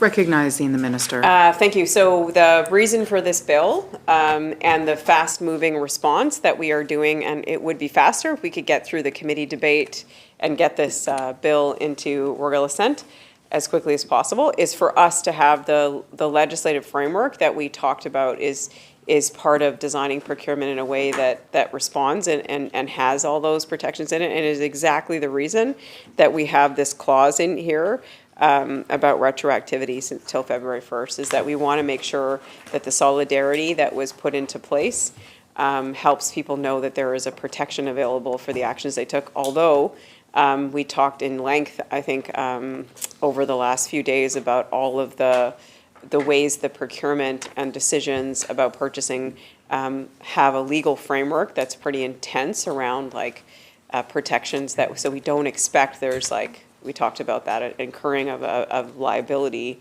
as a result of acting on that. So I will With that, I'll move that the committee rise, report progress, and ask leave to sit again. Members, you have heard the question. Those in favor indicate aye. Those opposed? Motion carried. The committee stands adjourned.